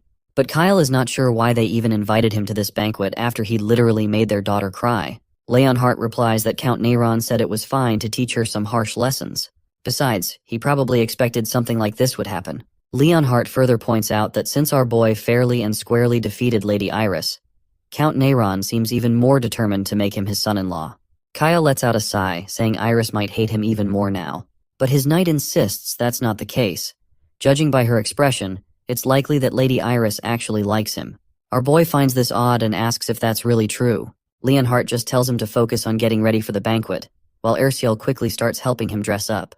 As Leonhardt watches them in the background, he can't help but lament how Lord Kyle seems to know everything about the world, but is surprisingly clueless when it comes to romance. Once Erciel finishes adjusting his hair, she steps back and tells him he's ready.